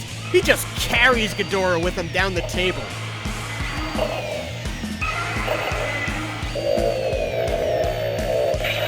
Blast him in the face! Alright, what if it's 2 against 1? Godzilla has a perfect track record. Can the two rivals team up to beat this modern RC Godzilla? He's gonna blast them. He's down! Along with a Ghidorah head! But that was just one time, because every other time, RC Godzilla walks like people in New York City. He'll just go straight through the two without acknowledgement. He's powerful enough to consistently push both of these guys back until one of them falls. New environment unlocked, on top of a Godzilla Tower rug. RC Godzilla still overpowers them.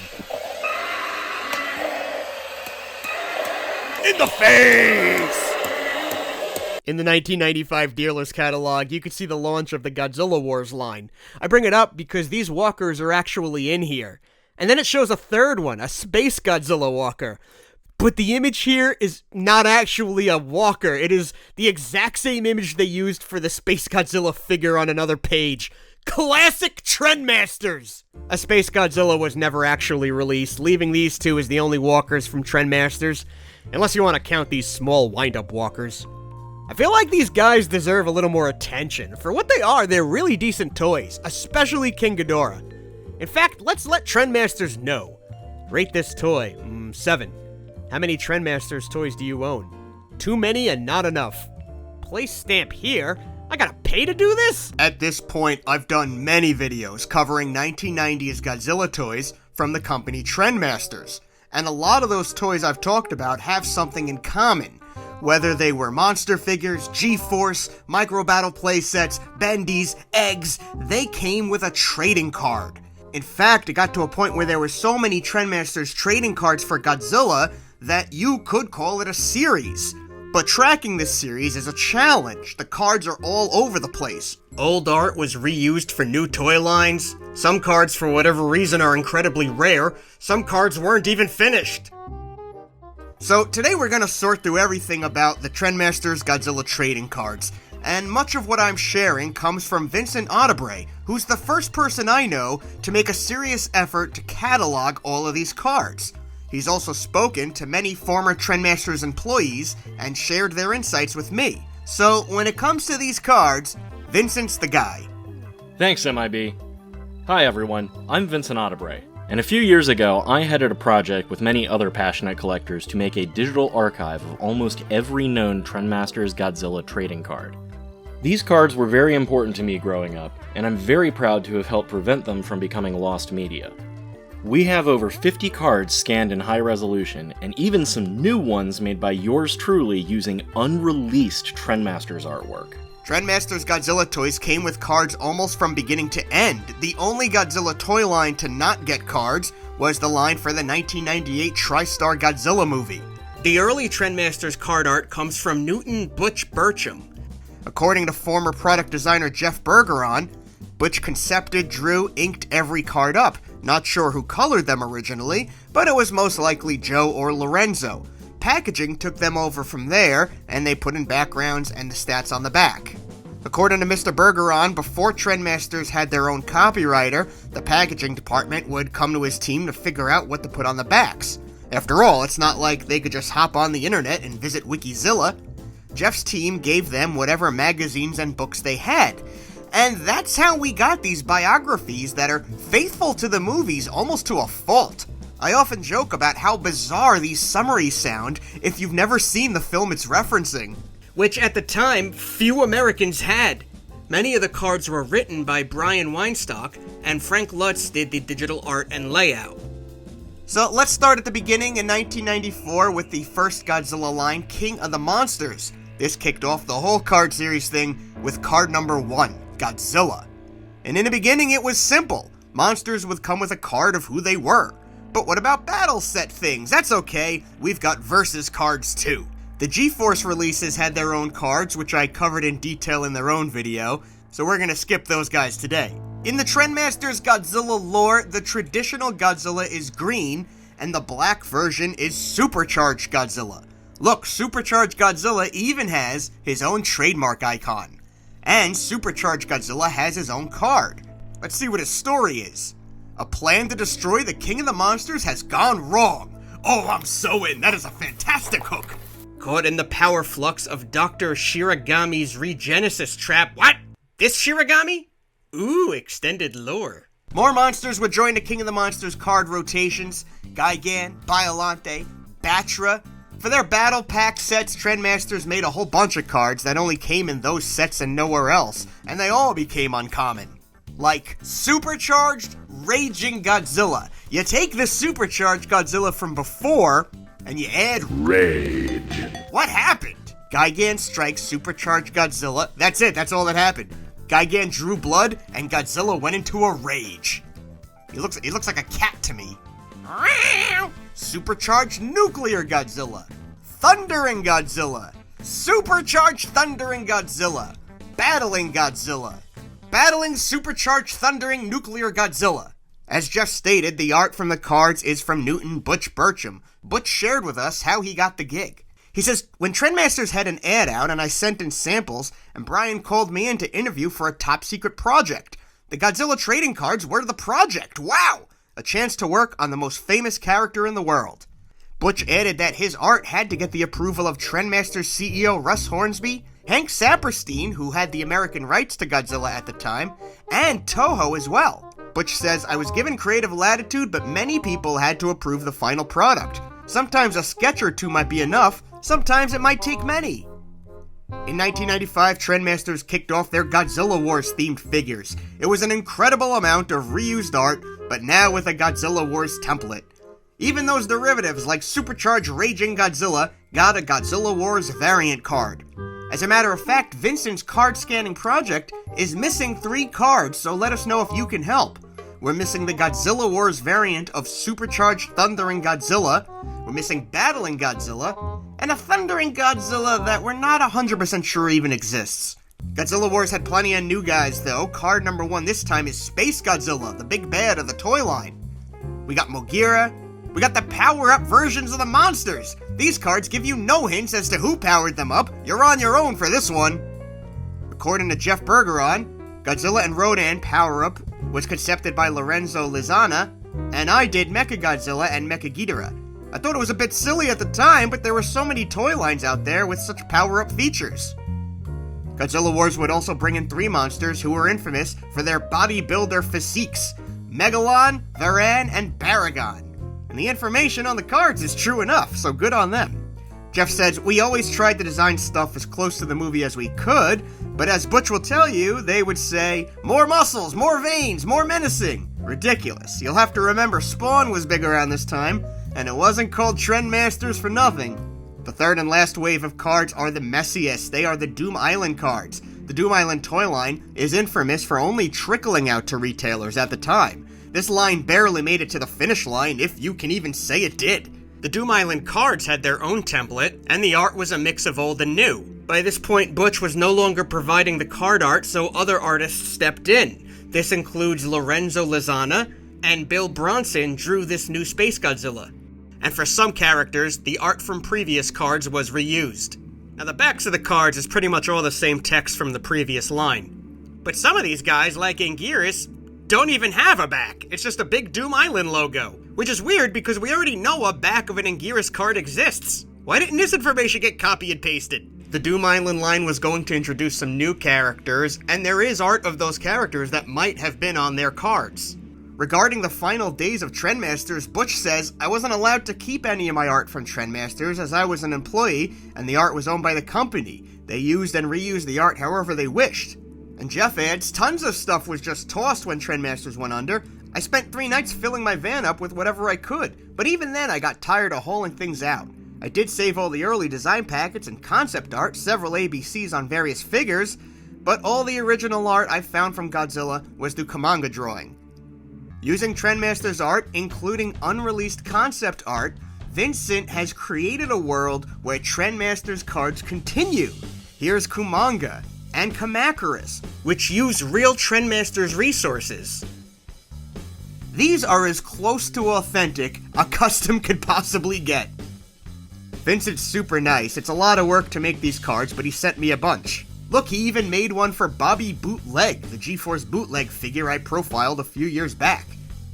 These cards are perfect. The only thing missing is the impossible little piece of sticky scotch tape that puts them in the packaging and you can never get it off the card right. Vincent, how can people view the library of Trendmasters Godzilla trading cards? If you would like to see them for yourself, there's a PDF link in the description. Also, we still have 3 cards unaccounted for, so if you have any of these cards and are willing to scan them for the archive, please let us know. There's a group on Facebook called Trendmasters Collectors where Vincent is an admin. You can go there and chat with him and other collectors. You could even chat with some former employees of Trendmasters who pop in from time to time. Share your thoughts and memories on the Trendmasters trading cards below. It's too bad they didn't do this for the Gamera line. What do you think? Goodbye.